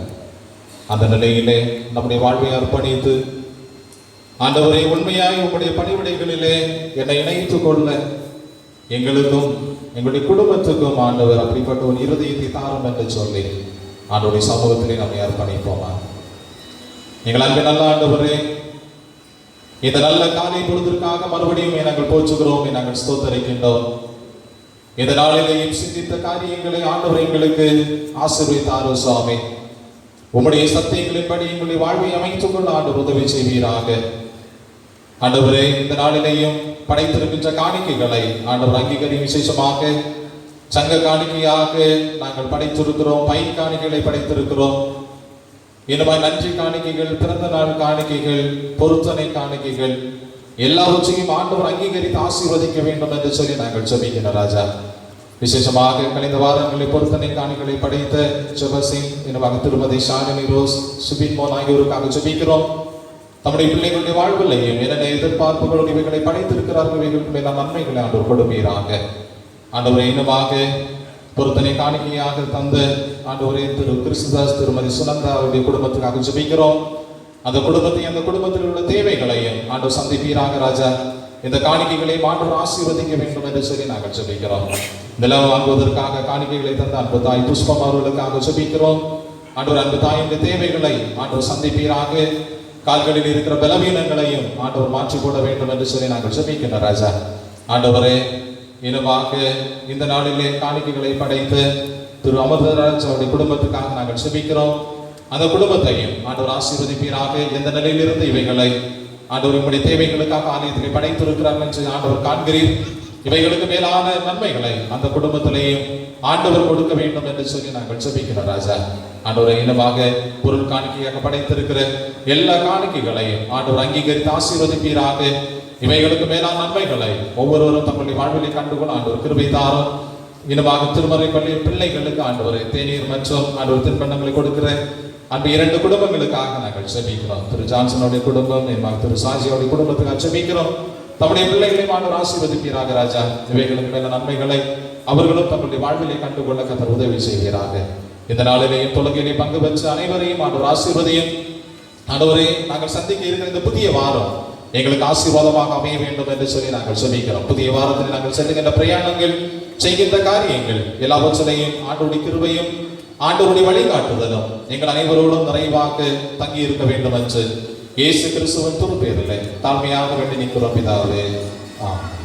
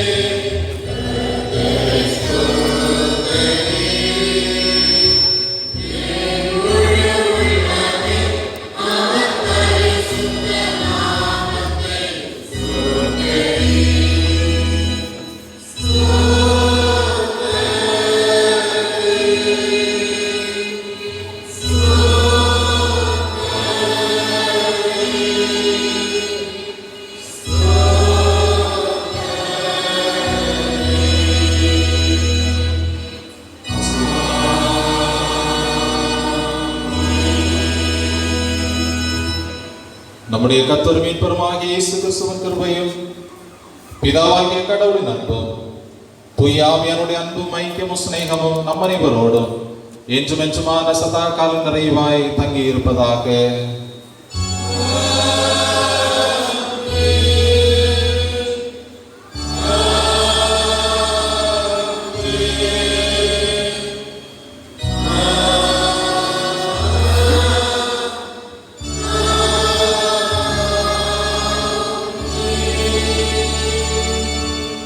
ஆண்டவர் உங்களோடு இருப்பாராக.